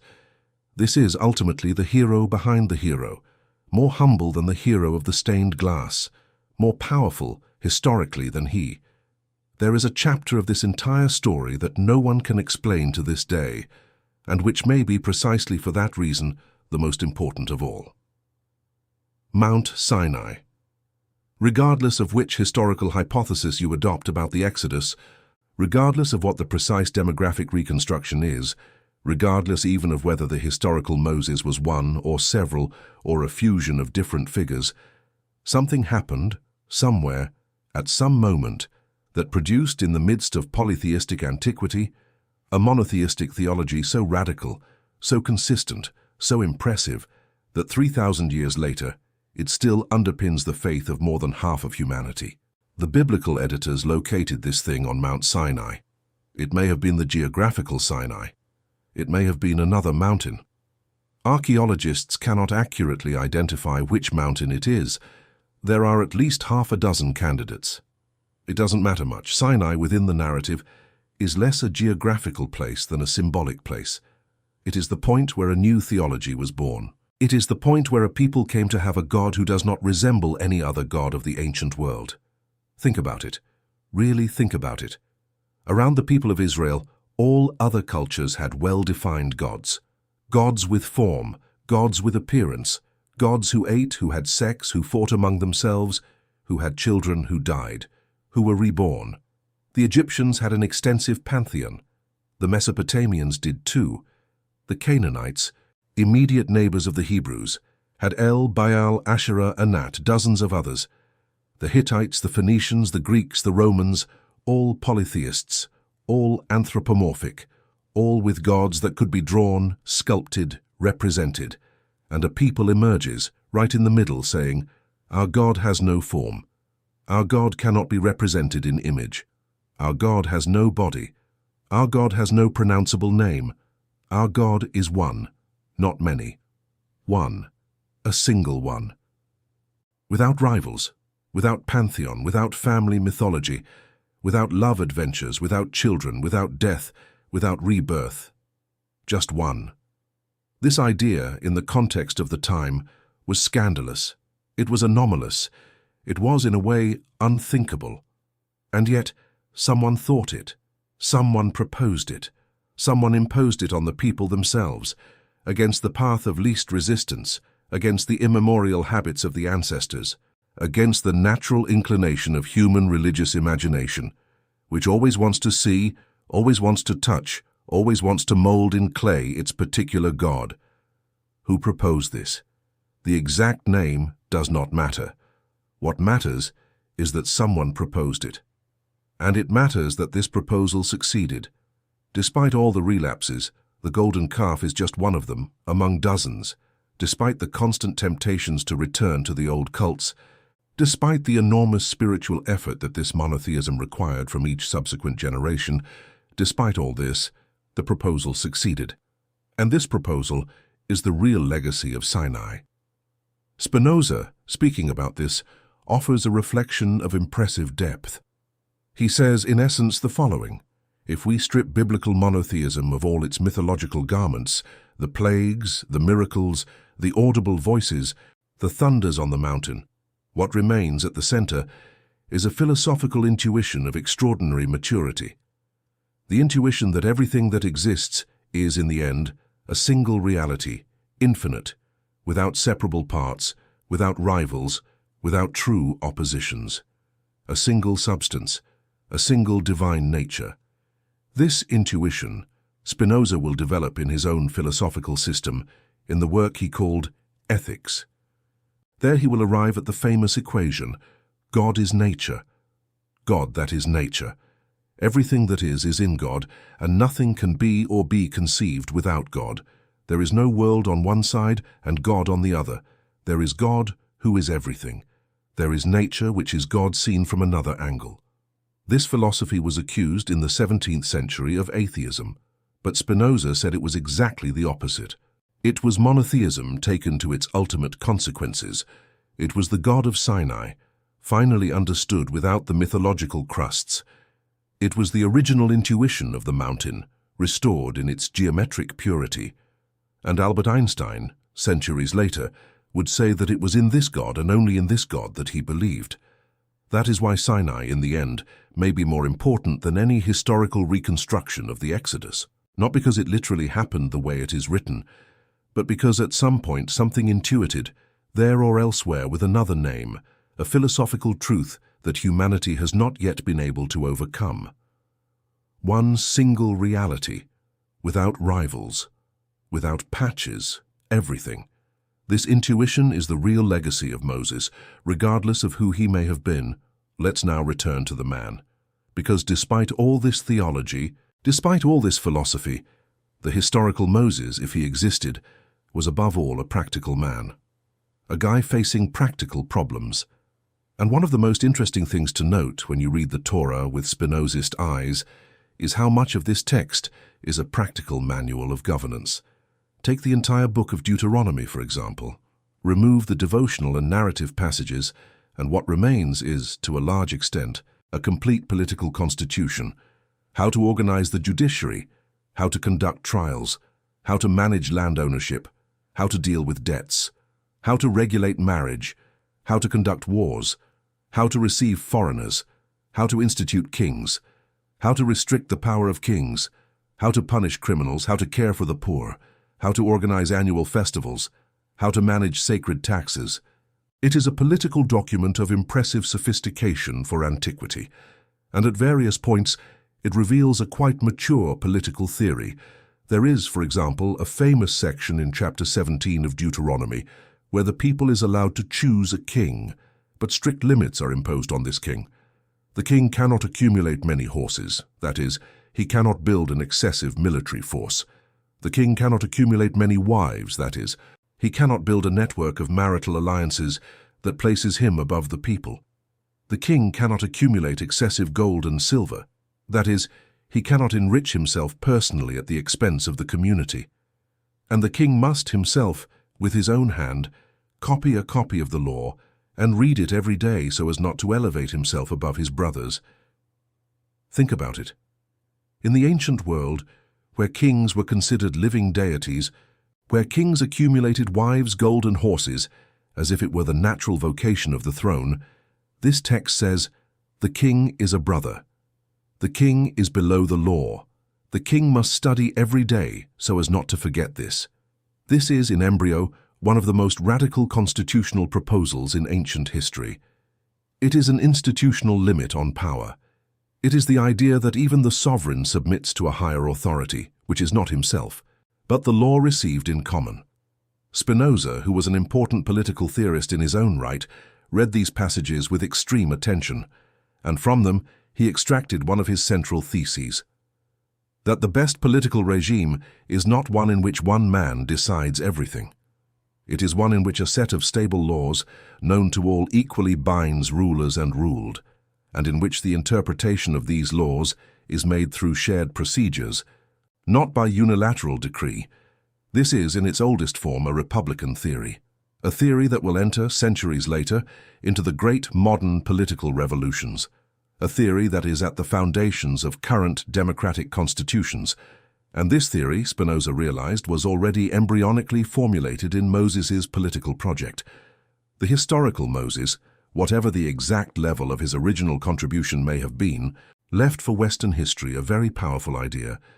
The idea that there are laws above men, and that these laws, known to all, must discipline both subjects and kings. Those who read the historical Moses this way were able to draw lessons from him that would nourish, centuries later, modern republics. But at the same time, Spinoza realized the limit of the Mosaic project, because what Moses instituted, in the end, was a theocracy, a government in which the ultimate authority is God, and in which the interpreters of God's will, priests, prophets, inspired judges, exercise in practice absolute power. And a theocracy, according to Spinoza, even when well-intentioned, even when it establishes reasonable laws, even when it limits kings, even when it protects the poor, even when it teaches justice, has a structural defect. It prevents the adult development of public reason. In a theocracy, the citizen obeys because God commanded, not because he himself understood why it was right to obey. And this heteronymous obedience, no matter how well-behaved it may be, is not, according to Spinoza, the highest form of political life. The highest form is one in which citizens obey the laws because they themselves, in common processes of rational deliberation, have come to the conclusion that these laws are good, not by revelation, by understanding. That is why Spinoza ends up proposing in the theological political treatise a clear separation between the religious sphere and the political sphere. Let everyone believe what they want. Let everyone practice the worship they prefer. But let the state not be governed by priests. Let political laws be debated and approved in public forums and justified in terms of public reason, not private revelation. This proposal, this principle of the modern secular state, entered Western political history through a door that Spinoza helped to open. And it entered precisely from the critical reflection on the Torah, from the work of scraping the golden statue of Moses until the historical man reappeared beneath it. This is, ironically, the deepest political legacy of the critical study of Moses, not the destruction of religion, the secularization of politics. The possibility for each person to maintain their personal faith in the space of conscience while public life is organized by reasonable procedures accessible to all. Spinoza's life was short, 44 years. The glass dust from the lenses he polished to survive gradually corroded his lungs. In February 1677, in a simple house in The Hague on Sunday, after having a light soup and a beer with his landlady, he went up to his room, lay down, and died in the presence of the doctor who was caring for him. The landlady discovered after his death that he had left precise instructions about the fate of his papers. They were to be sent without delay to his editor in Amsterdam. And they were. And shortly after the philosopher's death, his friends published the Ethics, his masterpiece, along with other unfinished treatises. The reaction was predictable. Within a few months, the work was banned in almost all of Europe. The Sorbonne condemned it. Rome placed it on the index of prohibited books. Protestant universities in Germany banned its reading. Publishers were fined. Translators were imprisoned. Spinoza's name became for more than a century synonymous with heresy, atheism, blasphemy, everything a decent person should never come into contact with. And then, slowly, the wind changed. By the end of the 18th century, some German philosophers began to rediscover Spinoza. Lessing, Herder, Goethe. Goethe would write that reading Spinoza had been for him an experience of inner peace comparable to the discovery of his own identity. Hegel built his philosophy in part as a critical dialogue with Spinoza. Schelling did the same, Schopenhauer too. And from then on, successively, generation after generation, the great European thinkers passed through the encounter with Spinoza and emerged transformed. In the 20th century, Einstein. Einstein, physically the most famous man in the world, when asked by Rabbi Herbert Goldstein in 1929 if he believed in God, replied verbatim that he believed in the God of Spinoza, who reveals himself in the ordered harmony of what exists, not in the God who cares about individual destinies. In the impersonal, geometric God, identical to the very structure of the real. This is ultimately Spinoza's posthumous destiny.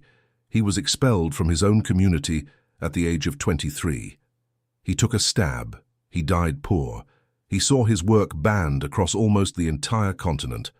And yet slowly, century after century, his reflection became the very subsoil of philosophical modernity. And his work on Moses, in particular, forever changed the way the West reads its own religious tradition. It did not destroy this tradition. It did not eliminate religion. It did not exterminate faith. It did something else, perhaps more important. It allowed this tradition to be read maturely, that it be criticized when it needed to be criticized, appreciated when it deserved to be appreciated, updated when it demanded to be updated. It allowed Judaism, Christianity, and even, to some extent, Islam to develop throughout the 19th and 20th centuries, sophisticated intellectual traditions of critical reading of their own sacred texts, liberal Protestant theology, the school of Catholic historical exegesis, modern rabbinic scholarship, Islamic modernism. All these currents, to some degree, descend from the method inaugurated by Spinoza in that cold little room in Amsterdam. And the Moses that Spinoza saw at the beginning of this whole process is the Moses that today appears in serious university courses around the world. A human Moses, a historical Moses to the extent that he could exist, a founding Moses with all the moral ambiguities of any founder, a legislator Moses endowed with real political genius, a Moses perhaps partly Egyptian, perhaps a monotheist coming from an earlier religious tradition, perhaps a leader of a modest group that, over the centuries, became a people, a Moses whose concrete historical figure we can only partially reconstruct today, but whose symbolic figure remains intact as the moral reference for billions of people. This Moses survived the critique, and survived paradoxically stronger, because a hero who needs to be protected from questions is a fragile hero, a hero who withstands the questions and remains standing. Even if different from what was imagined, is a robust hero. It is an adult hero. And it is this adult hero, possibly, that is the most enduring existence in the Western cultural heritage. We have walked quite a bit. We left together from a scene of sand, blood, and a body on the ground. We crossed the childhood of a Jewish boy in Amsterdam. We visited a synagogue in July 1656, where a curse was read aloud while ram's horns sounded. We sat next to a poor lens polisher by candlelight, as he scribbled in Latin the notes that would shake 3 religions. We looked at the last chapter of Deuteronomy and realized that no one writes about their own burial. We raised the hypothesis that Moses may have been Egyptian. We looked at the hieroglyphs of Tel El Amarna and heard the distant voice of Akhenaten. We crossed Sinai with new eyes. We found the archaeological absence of the Exodus on a biblical scale. We reconstructed the possible, more modest and more real historical figure of the original leader. We read the Torah as a manual of governance. We saw monotheism as philosophical intuition. We met the political Moses, the legislator Moses, the Moses who ordered 3,000 dead in the Golden Calf incident. And we saw Spinoza, finally, die poor in The Hague, leaving behind a work that would slowly transform the history of Western philosophy. It was a long walk. Now at the end, I would like to offer you not a definitive conclusion, but a question. The question is this: what do you do with all this? You can close this video in a few minutes and go on with your life exactly as before. You can reread the Bible the way you always have. You can listen to Sunday sermons with the same devotional attention you had. You can continue to believe literally, in every comma, with the same simplicity as before. No one will judge you for that. Spinoza certainly would not judge you. He said, with that silent tolerance that was his hallmark, that everyone should believe in what effectively helps them live an ethical life. But perhaps you cannot. Perhaps, after these hours, something has changed. Something has stirred inside. Perhaps you are now in a different position, in a position where returning to the childish version is difficult because you have already tasted something else. If that is the case, I want to tell you one thing. You don't have to be afraid. The passage from childish faith to adult faith is not the end of faith. It is its maturation. Spinoza never ceased to be religious, He just ceased to be religious in a childish way. He learned to love God in an adult, rational, geometric, profound way.